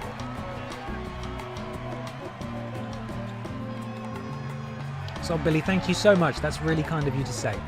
I appreciate it. I'm glad you're looking forward to it, and hopefully you'll be there for as much of it as possible. Update the spreadsheet. No longer champion is Dick Mychinko. EE Tim scores himself a second championship reign, which means we are closing in on our penultimate match of the night, everybody.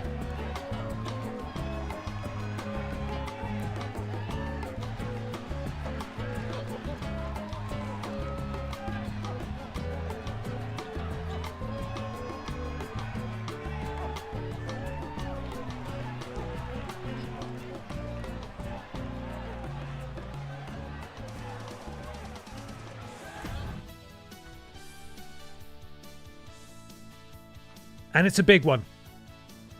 Tim, fresh off capturing the BENXT Men's Championship, now walks directly back into the mouth of the lion as he defends his wide championship against, entrances are off, against Mikey Jonso, Seth Pissin Rollins and cannon-headed Appleboy with Lord Brotovich in his corner. All former wide champions.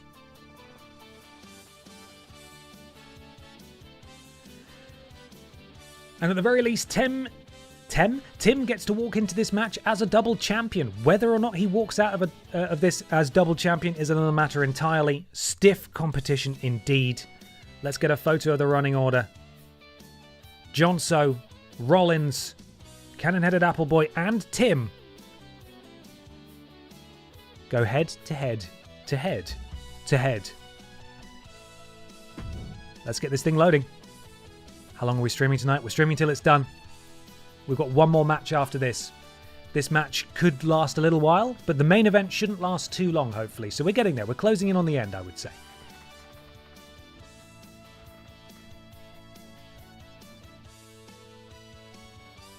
Predictions live. Massive thank you to the mods again for sorting the predictions. Wedge of those BENXT bucks. We've not got long left. Here we go.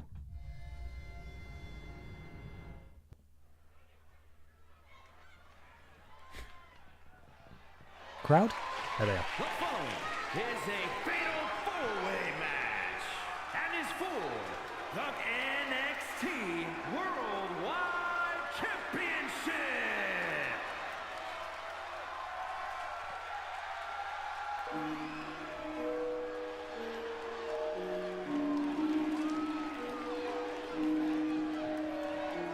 We got that doggy shit. Introducing the challenger from Newcastle upon Tyne, England, weighing in at 200 The boofers. You know I'm talking about boofers. What? Woof, woof. Sorry, it's woof woof, isn't it? Not what. What a grandma, eh? Mikey Johnson has just lost his Vidiots Championship. But what a way to bounce back if he could reclaim his Wide Championship. Let's get the rest of the field out here. Every single wrestler in this match is obviously highly motivated. This man, perhaps, pierce it down just as much as everybody else.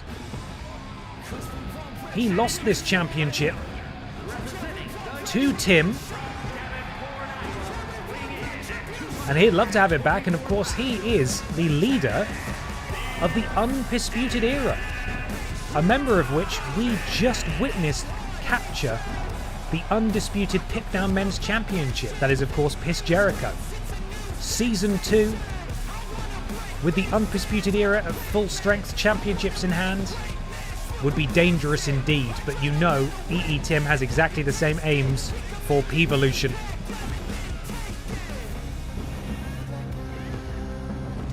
So Seth Piston Rollins wants this title. Just to clarify, if Mikey wins and keeps the belt, would he defend that with the Vidiots title in Triple Threats? No. Just the Vidiots title on the line in those ones. If Ben and Peter want a shot at the Wide Championship, they need to earn it. You know? They need to bloody earn it. Seth Piston Rollins is here.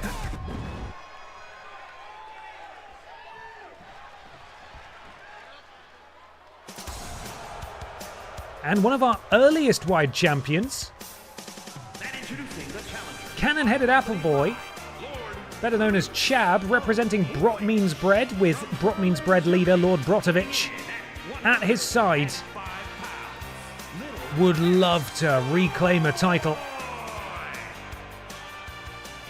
There we are. Lord Brotovich getting his pay-per-view payday, gets to do an entrance and everything. You did it! All of the mods were on the show tonight. All of the mods. And finally, with his special double championship entrance, it is Timmy Two Belts Reborn. Here he comes. The BENXT Wide Champion and the BENXT Men's Champion. Look at him go. I love this entrance. It's so dumb. I'm glad we get to see it again, even if it's only for now. It doesn't even connect at the back, even if it's just for now. Because for him to be able to retain his Wide Championship tonight would be a tall task indeed. But let's get to the introductions. Oh God! We went inside Chab's head. Predictably, it is entry. Entry? Fuck. It's empty. He takes off one championship. He takes off the other championship, and there they are. Page 3, Timmy Two Belts indeed. Here he is. And that is what's on the line. The Wide title. Oh, we didn't even present it in Wide Vision. We'll do the introductions in Wide Vision.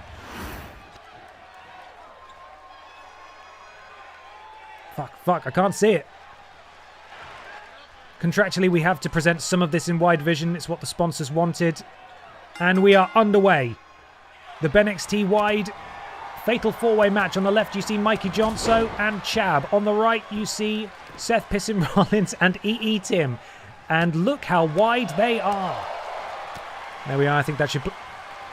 Oh, it's gotten way worse. That's not what I wanted to do.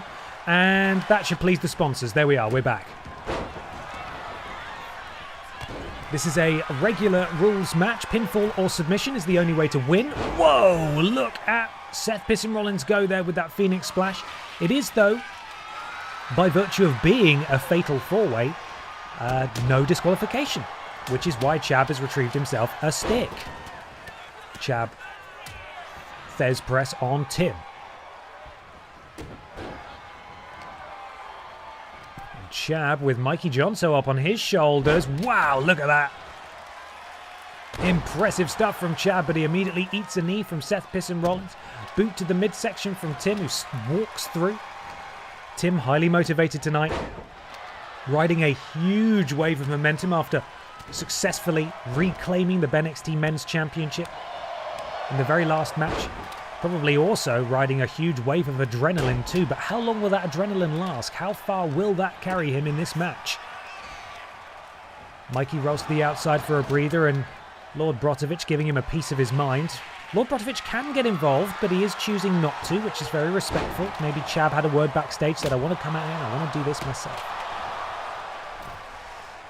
Champion staggered on the rope there as Mikey Johnson and Seth Pissin Rollins renew hostilities. A reminder that it was at Walrus Mania that wide tournament winner Seth Pissin Rollins beat Mikey Johnson for the wide championship. So all of these guys go way back. A lot of history, a lot of rivalries in this match. Side Russian leg sweep from Seth Pissin Rollins. And then he drops Chab with a leg lariat. You can see Lord Brotovich making his presence felt. He is removing the turnbuckle pad in the bottom left.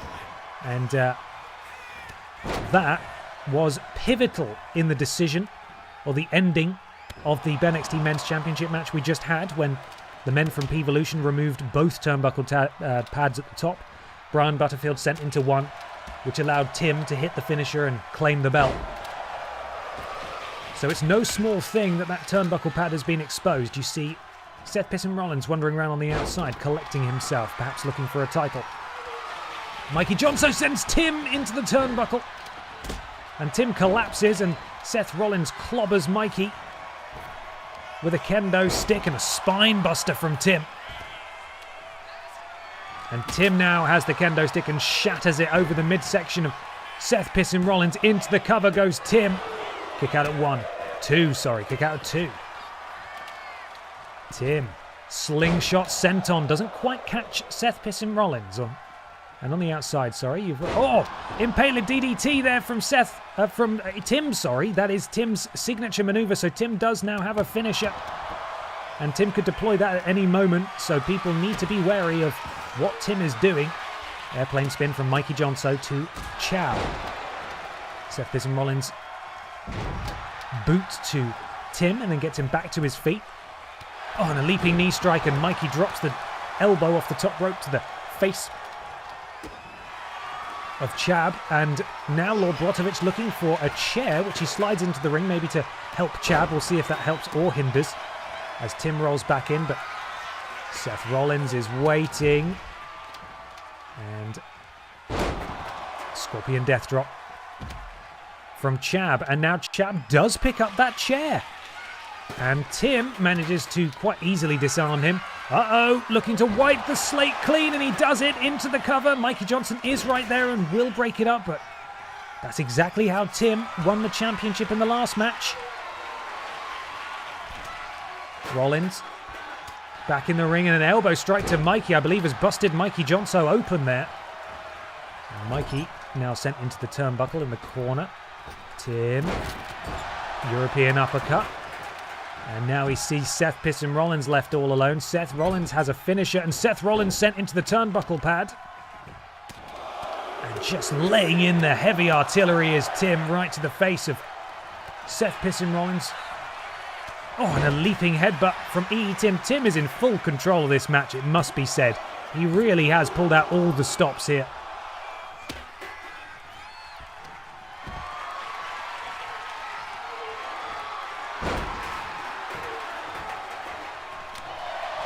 And Rollins now looking to make Tim pay. Ducks behind. German suplex with the release.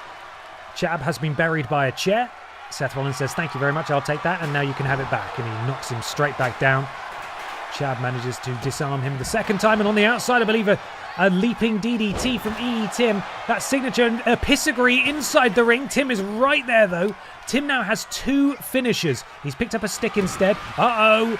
Could be looking for the piss stomp. And Seth Rollins gets all of it. The champion has been absolutely decimated there by Seth Pissin Rollins and is stunned. And I don't think Chab can take advantage. And now I think he's spotted it and he's going to go for the cover. Mikey, though, back to his feet, breaks it up before even a 1 count can happen. EE Tim has 2 finishers. Seth Rollins has a finisher. And I believe we're about to wipe the slate clean. Seth Pissin Rollins in position. There he goes. And busted open now. And referee is there. And Mikey's fully distracted but able to get stuck in. You see Lord Brotovich leaping up in the corner. He's removed a second turnbuckle pad. Uh-oh. Uh-oh. I think Mikey's about to get wiped clean as well.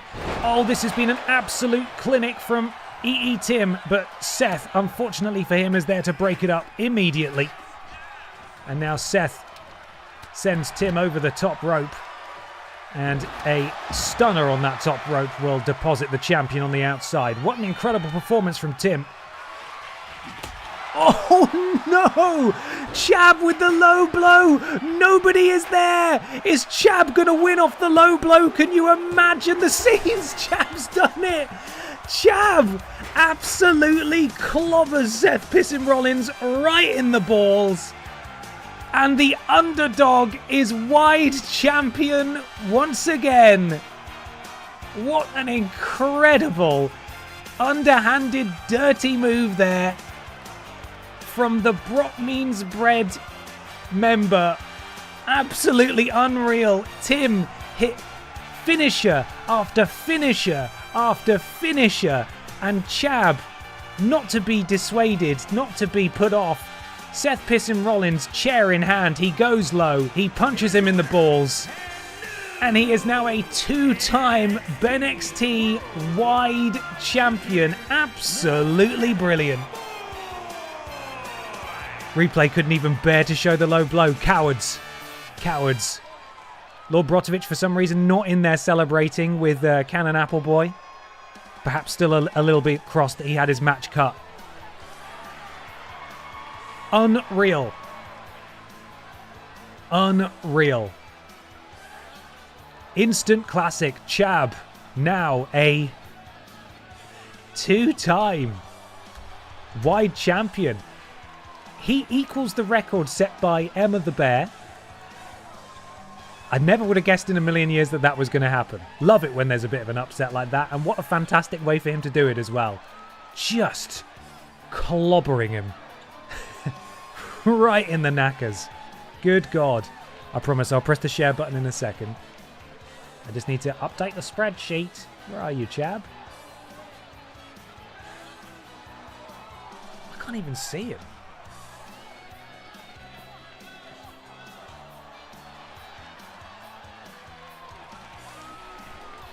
Chab's somehow been removed from this division, but that's fine. He's still got in the match. I've added him back to the spreadsheet. Mad. I also didn't update the Pit Down tag title spreadsheet match either, so I'll do that now. Got to stay up to date, guys. How else will I remember? Incredible. What a performance from this weird little guy.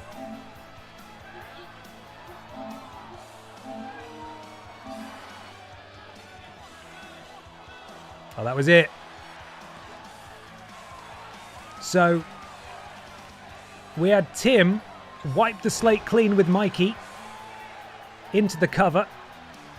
Seth Rollins broke it up straight away. Tim, much like how he won the championship earlier on, was ejected from the ring. Seth Rollins picks up a chair. Chab, full of confidence and wonder, just walks straight up to him, punches him right in the balls. And that was that. Lord Brotovich watching on. Does he even celebrate when he wins? Yeah, he does. He does a little celebrate. Come on. Huge. Absolutely huge. This guy has punched people in the balls before, and he will do it again. So you watch your back, everybody. You watch your back. Which means, everybody, it is time for our main event, the final match of this stream, of BENXT End of the Road, and indeed of BENXT Season 1. And I cannot think of two more deserving participants than Grimace and Emma the Bear. Emma the Bear is the current BENXT Women's Champion. She is a one-time champion. She's been chasing it for a long time. She defeated Grimace for the title. Grimace, I would argue, longest reigning BENXT Women's Champion and a former two-time BENXT Women's Champion. This match ends in knockout. No pinfall. Also submission, if they want to do submissions, but it's unlikely. This is an underground match, and they are going to leather each other. So, entrances are on. Turned it off again. It's the McNuggies versus the Bear. It's time to go big and then go home, because it's main event time. Get ready, everybody. What a journey it's been to get us to this point.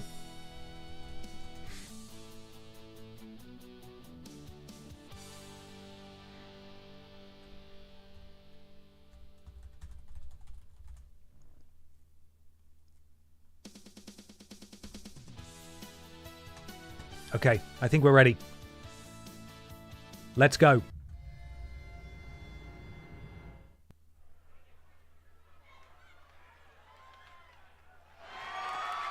The following contest is scheduled for one fall and is for the NXT. Wanted to say a big thank you to Ben, Pippa, Drinks Fairy, and everyone in the thickness. The horrors outside persist, but so does the silliness in here. Tar, you are so welcome. It's not the same without you being here, so thank you for coming along. I'm not sure who this is, I forgot. Which one is it? It's the Grim Ace! Here she comes. Grimace, former two-time champ, dominant in every conceivable field. She's won the Aldi Red Thunder Championship. She's won the Wide Championship. She's won the Women's Championship. If only she could make a friend, she could go after the tag titles as well. And then she would have won every single championship available to her in BENXT. But alas, she doesn't know how to make friends, and that's okay. The challenger is here. Could she become a record-breaking three-time champion? Well, that would mean that she'd have to beat the champ. And here she comes. Emma the Bear. Spent so long chasing this title, and she now finally proudly holds it. Over 500,000 points on this match. Damn, that's a lot. It is. It's fucking loads. The big bucks being spent here as Emma the Bear makes her way down to the ring for this almost MMA-style match. Number 27, thank you for the resub. 10 months. What an absolute journey it has been. Love these, not three loves. Love these, even though I constantly lose. Well, thank you for being here. I'm glad you've enjoyed the ride. There's the BENXT Women's Championship. It is our main event. We're going to finish it in style. 40k on the Bear, please. And it's time for the second drink, I think.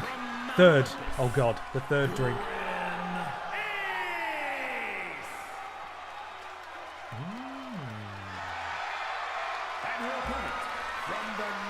Ooh, that's tasty. The NXT Women's Champion, Emma the Bear. Emma the Bear, the BENXT Women's Champion.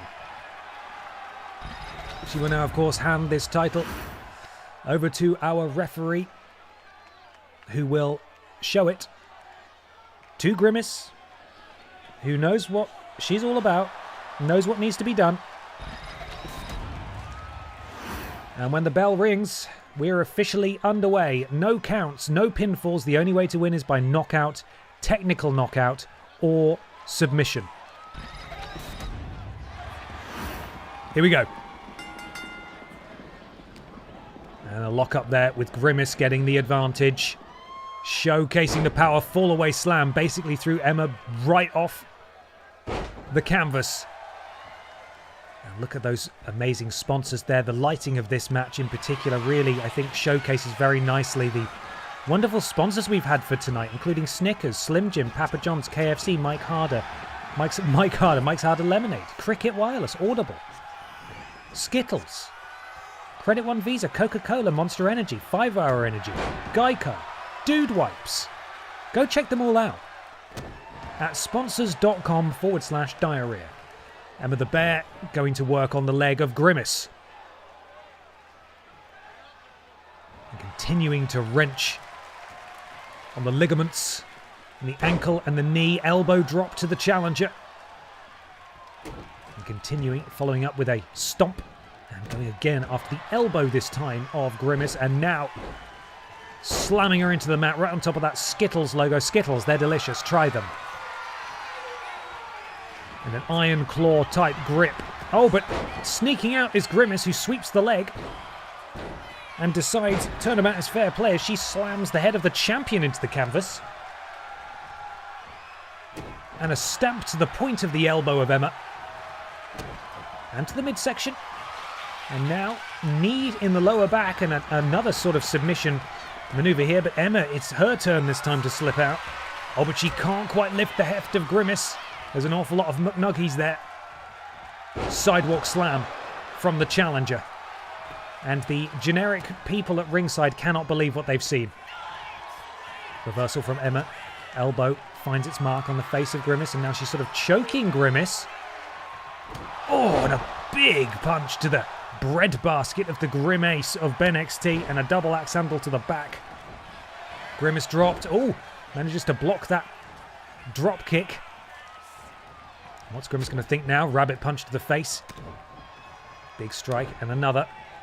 Just sort of chopping down the champion. Oh, and a counter from Emma. Emma. Oh, into a bear hug. Emma with the bear hug.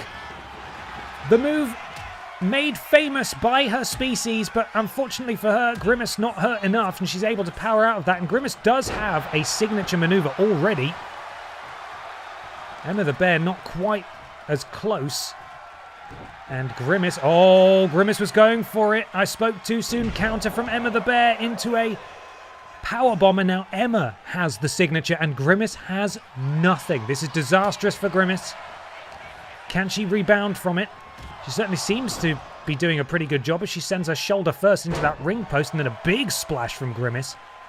And in fact, I think Emma may have gone for her signature and Grimace countered that, because now Emma's got no signature and Grimace has got most of hers.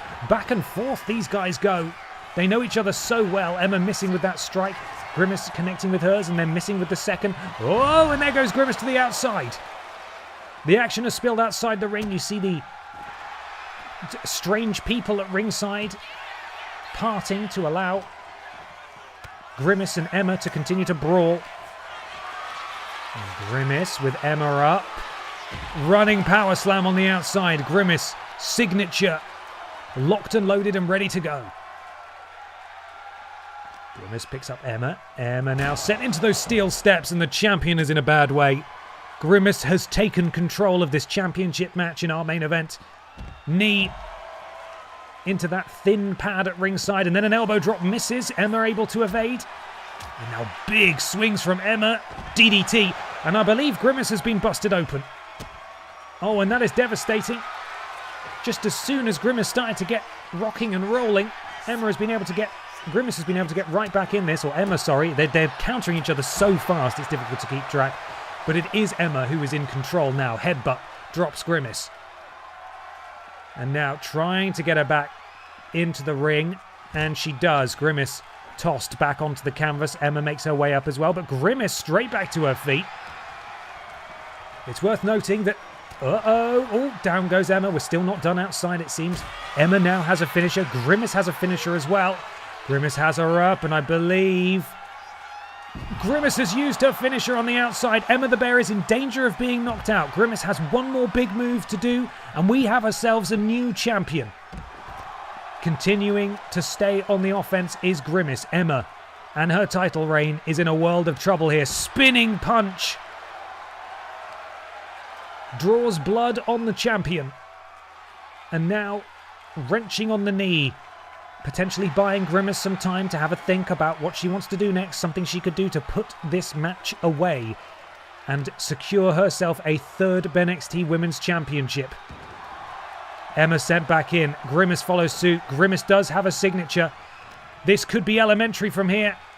Grimace, whoa, Emma teetering. Oh, and Grimace pounced to the outside. I don't know how that wasn't enough. That's a hell of a drop. And Grimace staying on it. Foot on the back of the head, slamming her into the floor on the outside. Grimace boot to the midsection. This could be it right here. Has her up.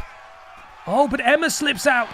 And Emma now escapes and counters Grimace's finisher attempt, which means now, of course, that Grimace has nothing and Emma has everything. Emma with the signature. Emma with the finisher. She's calling for it. This will surely get Grimace into the danger zone. No, but Grimace counters. Grimace with the counter and a powerbomb for Emma's troubles. And now it could be that Grimace is going to go for her finisher, which would absolutely put Emma back in the danger zone. Emma, whoa, God, just sent flying back out again. And Grimace, she's got the zoomies. She's zooming all over the place. Emma back to her feet.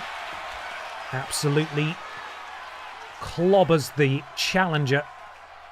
Emma, oh, Grimace ribs first into the ring announce table. And Emma hits her signature on the outside. Not quite enough to put Grimace in the danger zone, but Emma has two finishes. If she can hit one out here, which it looks like she might, Grimace will be in the danger zone. Has her up and all the way down. Grimace in danger. And Emma's calling for it straight away. Could Emma finish this thing in short order? She knows exactly what she needs to do. I don't think Grimace is getting out this one. She spins around for good measure a little bit. The cherry on the top. Emma the Bear retains her championship against an incredibly game Grimace in this one. And she will go into Season 2 as champion. No third title for Grimace tonight. I'm sure that time will come. But for now, it is Emma the Bear who walks out victorious in our main event. What a match. Back and forth they went, counter for counter. Signatures counted into signatures, counted into finishes, counted into finishes, but this is where it ended. Signature onto the chair. And then a finisher onto the chair, and then a second finisher onto the chair. Emma was not mucking around at the end there. NXT Women's Champion, Emma the Bear.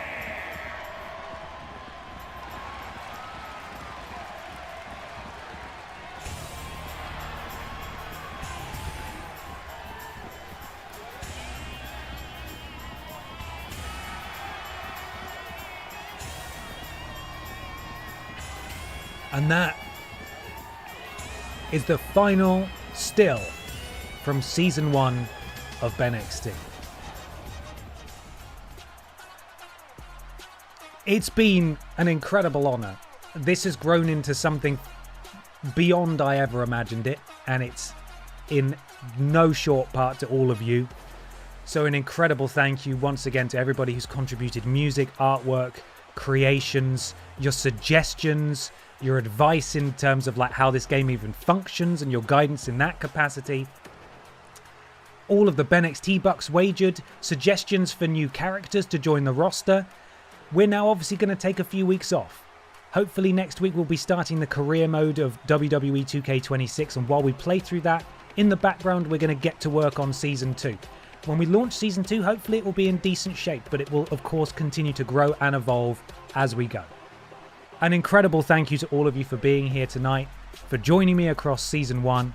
We're going to raid Adam Pacitti now, so go and send him some love. And have a fantastic rest of your evening, rest of your week. I will see all of you on Monday for the Pokémon stream.